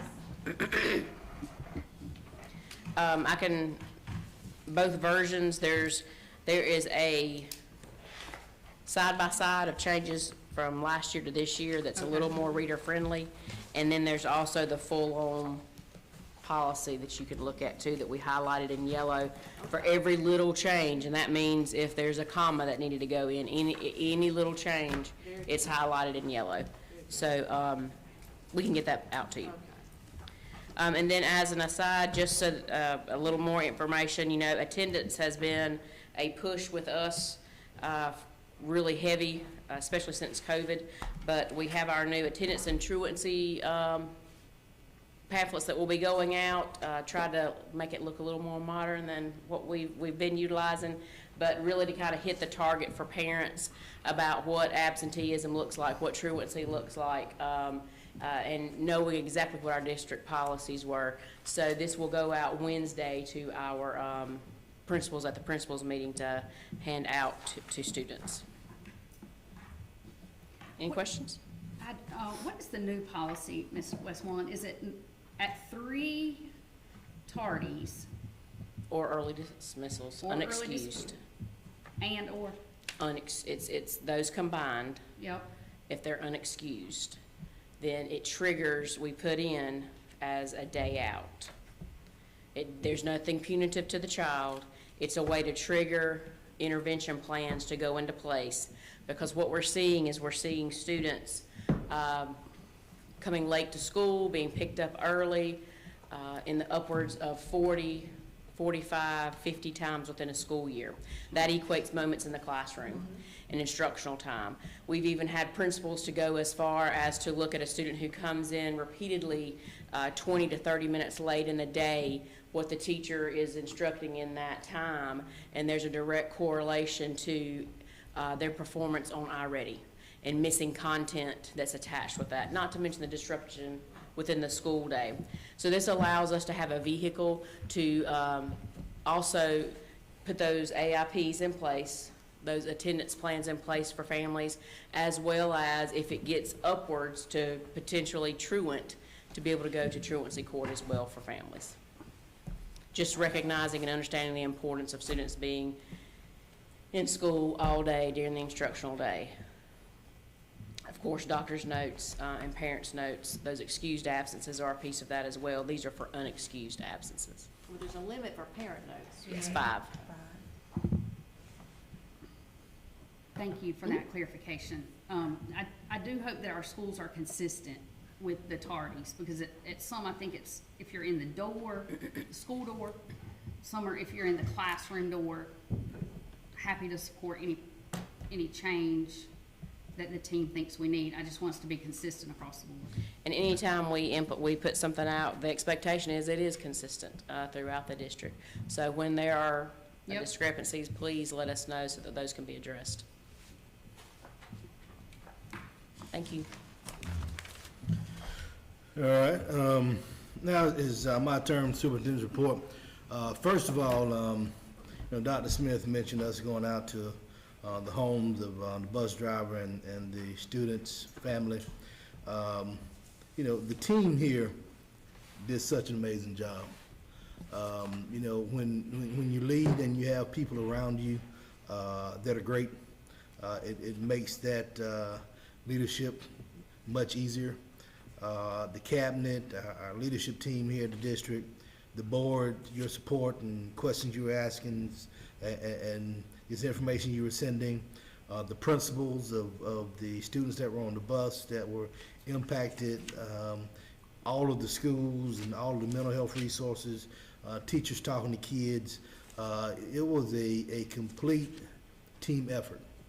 And, the most important thing is that we take care of our kids and take care of our families so that, in this tragic situation, we provide all of our students and families what they need to get through this. As we continue to pray for Joe Milton's family, we definitely want to take care of all of our students who witnessed or were impacted. And I can say this team did a tremendous job, so I want to thank you guys for that. Next thing that I want to talk about, I know we were talking today and you heard facilities and TANs and bonds and millage and curriculum and, sex ed, all those things. Or, when a parent hears those things many times, or a community member, have questions.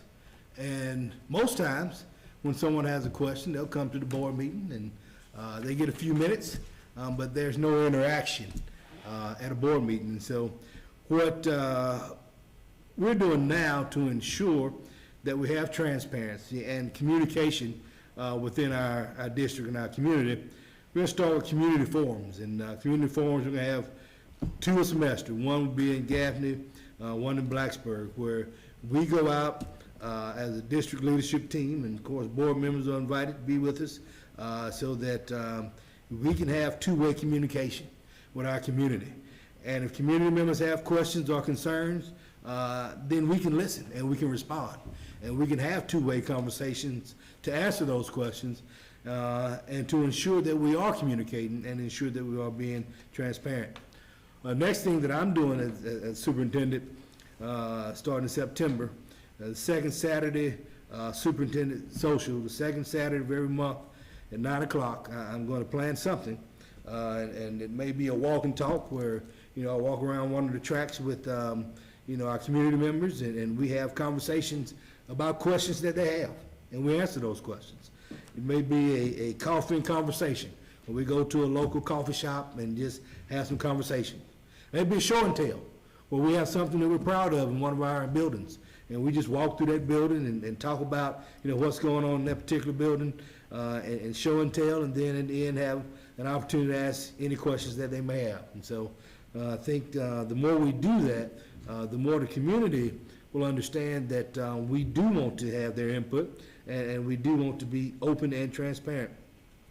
Next thing we're going to do is CCSD 101, where we're going to take a deep dive in the inner workings of our school district to teach the public how each department works and functions, and each department's impact on student success. We plan on doing that late winter to early spring, but taking a deep dive into each one of our departments and having community members there to learn, those who want to learn about the inner workings of our school district. I'm going to start a podcast that will start in a couple of weeks. Dr. Fox and I've been talking about it and excited about it, but it's going to be called Alphabet Soup with the Soup. We're going to go A to Z, and each alphabet we're going to choose a topic and have a podcast and bring in someone that is related to that particular alphabet, again, to learn more about our district, know more about the initiatives that we have. Next thing is we're going to Cherokee.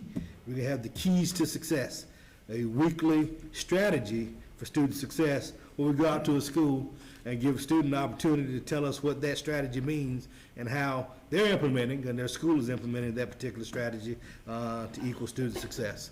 Going to have a superintendent's advisory council made up of our PTSO and SIC presidents and parent volunteers. We'll get information out to those individuals and parents to allow them to sign up to be on the Superintendent Advisory Council. And last but not least, Inter-District Council, which is made up of middle and high school student leaders in our district, where they meet with me quarterly, and our administrative team quarterly, to talk about the things that impact them and to give their input into district decisions. And I think, if we're serving students, then students deserve a voice. Couple other things I want to mention. This year, we had an invitation to rejoin the OEC, All English Consortium, which has changed to the Upper Palmetto Education Consortium. They just changed the name, but that is a way to have professional development and networking for all of our district leaders and our principals. This year, we were invited to come back at no cost to determine, if we want to rejoin the UPEC now. And so I think that's a great opportunity for us. And last but not least, our assistant principals and district administration in the past haven't had any evaluation tool. And so we worked as a district cabinet to create and develop a district growth and evaluation process and tool for our assistant principals and our district administrators, aimed at helping them grow and giving them feedback to become better at what they do. And so I just wanted to update the board and the public on those things. And so any questions on any of that? And so next is enrollment. And as of today, Our enrollment is 7,477 students. That is as of today in Power School when it was last checked. And that's the increase from last year? Slightly, yes. And you received a number that was less than this in your Yes. board packet. Right. That is because that number was a number from Friday, which included students that were in class with schedules registered Friday, and some of the students in this count were still being registered and still or either were absent or didn't have a scheduled registration Friday. So those numbers have increased because of that.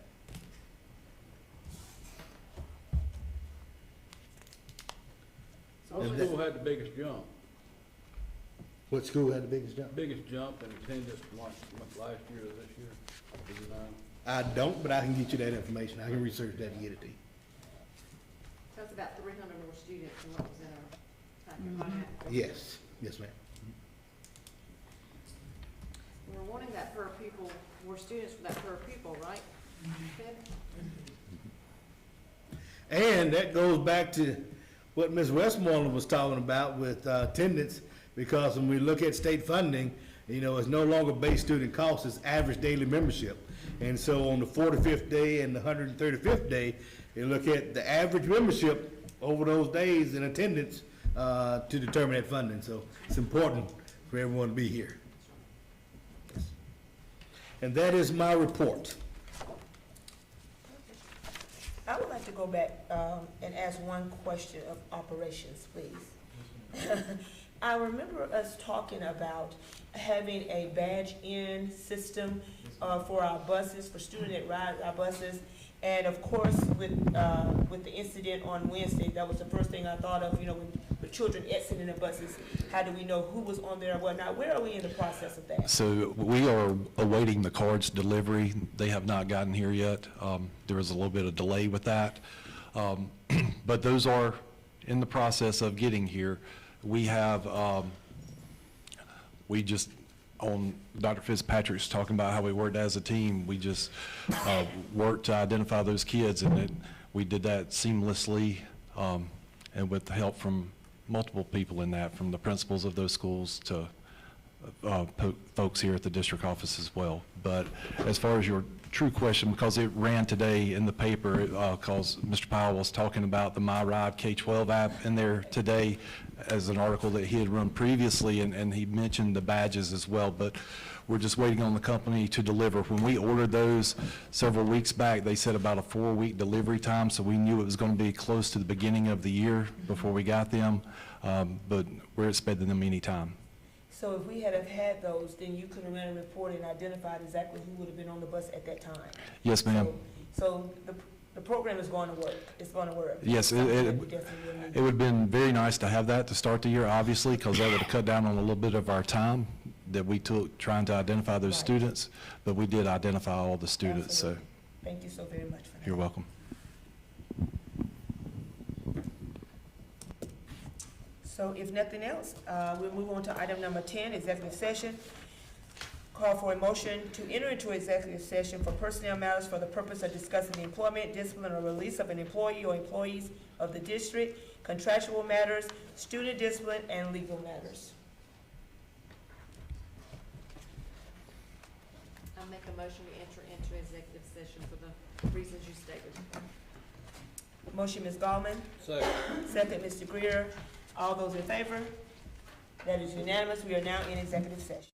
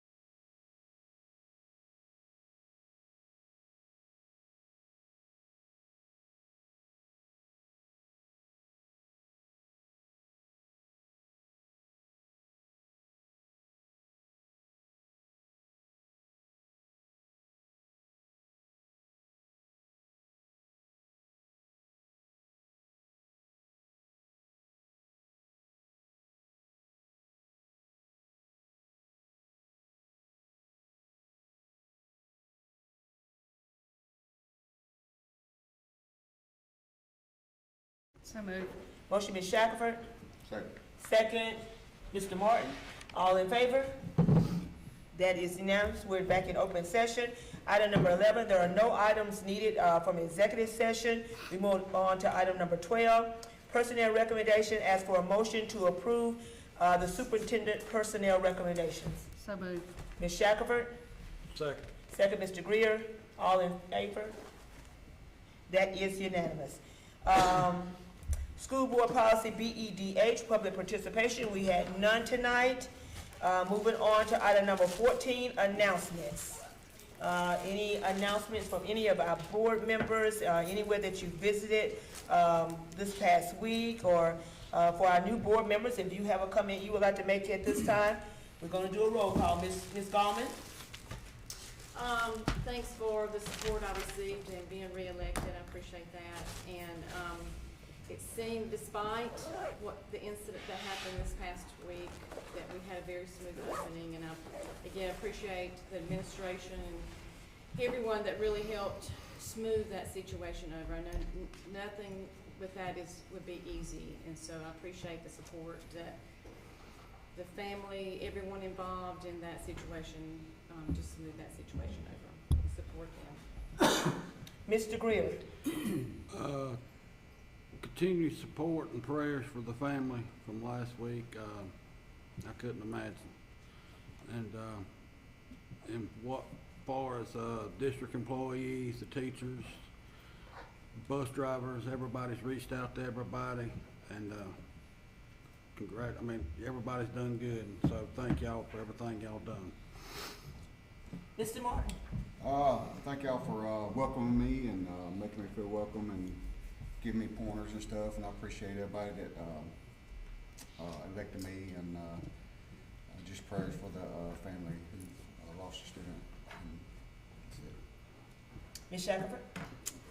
Welcome to Ms. Phillips and to Mr. Barton. We're glad to have you both on board. And I noticed today that the Meeting Street Scholarship, I don't know if anybody's familiar with that, but it's open now to all 46 counties, including Cherokee County. So if any senior is Pell eligible and has a SAT of 1100 or ACT of 22 and is in the top 30%, it's a guaranteed $10,000. And there are a whole list of schools in the state. It's not restricted really by geography, so a lot of the state schools. So if we could push that out as a district, I think a lot of our students will be able to take advantage of that. Also, just echoing the remarks from the incident last week. It was just so terrible. It's something that you never imagine would happen here, but really, really proud of the team and how they came together to support all of those who were involved. And Dr. Fitzpatrick on down to your cabinet, principals, mental health counselors, teachers, everybody. Truthfully, it makes you proud to be a part of a community our size, because really folks really sympathized and want to help. So thanks to the team. Mr. Mabee? Start out with, of course, prayers for the family that lost a child, but also remember the family, all the other families affected that was on the other side of it. They lost kids too. As hard as that is to say at this time, pray for all the families involved. They all lost in this. Nobody won. But I would like to say, first off, just like the examples in our community I'm proud of, and I'll just highlight one tonight. I know Gaffney football is a big deal, and everybody pays attention. But if you're paying any attention, Donnie Littlejohn is making a difference. He is instilling discipline and respect in our young men. They getting the teachers are reaching out and saying these football players are doing a good job, and he's sharing the word. He's sharing the faith, and I'm proud to stand in the community that our superintendent was willing to pray. We still pray, and we have men in our district that's willing to stand up and lead and boldly. And I could not be more proud of the job Donnie's done. And I know he's not the only one, but I've got several people reaching out and just so proud of how he's handling our boys. And I'm just proud of a town that's still willing to pray. Ms. Phillips? Yes, I'd like to thank everyone for making me feel welcome tonight. I'm sure it's going to be an interesting ride. A lot to learn, and I'm a good listener. So, and I haven't talked very much tonight, so don't worry about that. I'm just thinking things. And I want to thank Scott Powell for being here tonight, and I want to publicly thank the Gaffney Ledger for the good articles that they've had about the beginning of school, about all the things that are changing. You've done a really good job with that, Scott, and that really helps our school district very much, so we appreciate that. And I want to say a special thought about the loss of life and the things that happened last week. And I can tell you, from being a principal, that is your worst nightmare. That something's going to happen to one of the children at your school. And that was very sad, but I'm very proud of the way everybody reacted to it and how the community pulled together. I spoke to Sheriff Mueller this morning and thanked him for the good job he did as a spokesperson as things were going on. But we all pull together when we know we have to, and that's what we did last week. And I know we need to remember and pray those people that have suffered a great loss and those people that have been traumatized by what they've seen. But we know in the society we live in today, this can happen anytime, any day, anywhere. So I just thank everyone for the good job they did in taking care of our school family. So thank you very much. Ms. Shippey. I want to welcome the new board members. Excited for you all to be here. Ms. Phillips, they told me you may be quiet, but you're a fireball, so I love it. I can't wait. I like fire. Coach Littlejohn says iron sharpens iron, so we're going to be super sharp. Ms. Phillips and you all are part of us, so I'm looking forward to that. To the community, to Dr. Fitzpatrick, the community has spoken about your presence and how much it's appreciated, being a man of faith and having a leadership role with your family, the administrative team that supported the community. I knew both parts that were, all parties that were involved in this, and I want to challenge our men, our fathers in our community. You have different community programs, you have mentors, but I challenge our men to be fathers. If you haven't talked to your son or your daughter in a while, pick up the phone and talk to them. We can put all the resources and millions of dollars into programs, but our children need us. They need us. So I challenge you, fathers. I know mothers are typically in the house, but demographically, I know a lot of our fathers are missing in the homes for whatever reasons. But we need you all. Fathers, we need you. Our children need you to help them learn to be men. Help the young ladies to be young ladies, to know what to anticipate from a man, what is and what isn't. So, fathers, I challenge you. The community leaders are stepping up, but I directly challenge you to be fathers, be present in your child's life. My heart goes out to the family. I know the family, but so many have been impacted, the children that had to witness this. My heart goes out to them. Know that we love you all. We're thinking of you. Anything that any of us can do, we'll be available to help you. But again, I can't scream it to the top of my lungs. Fathers, we need you. Fathers, we need you. And that's all I have. Thank you, Ms. Shippey. And I too want to just welcome our new board members, Mr. Martin, Ms. Phillips. Look forward to working with both of you, to hearing your ideas and thoughts of how to help move this district forward. So excited for you both to be here. I just want to do a shout out. Last week I was able to attend 4 open house. All of them was on the same day, so I was only able to get around to 4 in the 3 hours. I was able to get to Lutherville, BD Lee, Draytonville, Gaffney Middle School. I told Ms. Sullivan I was going to give her a shout out at Draytonville. She and one of her teachers, Miss Debbie Wilder, they painted the entire school down there for those children to have something bright and fresh to come back to. But each open house I attended, the children were just excited to be there. The parents were there. They were going around. They were talking to the teachers. They act like they was involved. It's just, they want their children to be successful. They want their children to be educated. And just by the outpouring of parents that were there in those buildings when I went around, we're gonna have a great year. If that was any kind of indication of the year that we're gonna have, it's gonna be great. I really do think that.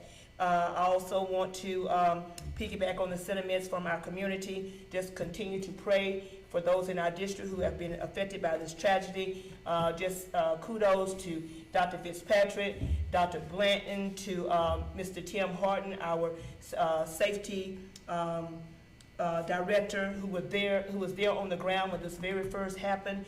I thank you so very much for reacting so fast, for getting there, making sure that our children that was there was safe, and making sure that they were accounted for. And I certainly appreciate that. We would just continue to pray for the community, because that's all that we can do. We can offer up prayer, and prayer does work. I also want to send some shout outs to some area districts that called, some counterparts, other trustees that called and asked about us, asked about the trustees. How are we handling this? Was very tearful and very sorrowful that our district was experiencing this. I think I heard from just about someone in each one of the Spartanburg districts. One of the trustee members from Greenville called, Lancaster, Clover, York, Rock Hill, Fairfield, Lawrence 55, Charleston, and Horry County. So everybody in the state was feeling what we was feeling. And that really says a lot to me, that they felt and was, I mean, it could have been any of us, but it was Cherokee. And they felt that, and they felt that we needed some support, so I absolutely thank them for that. I also was able to attend the convocation this year. Wonderful program. I think out of my 6 years, it's the best one I've been to.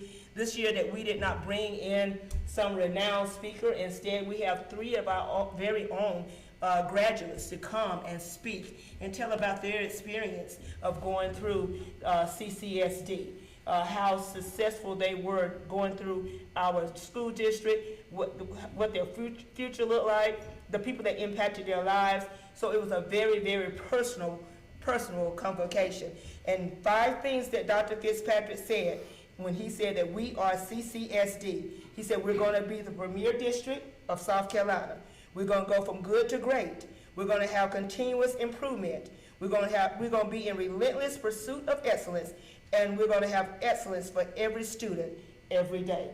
We are CCSD. Even in tragedy, we are still CCSD. So, with that being said, ask for a motion to adjourn. So moved. Motion, Ms. Shackelford. Second. Second, Mr. Greer. All those in favor? We stand adjourned.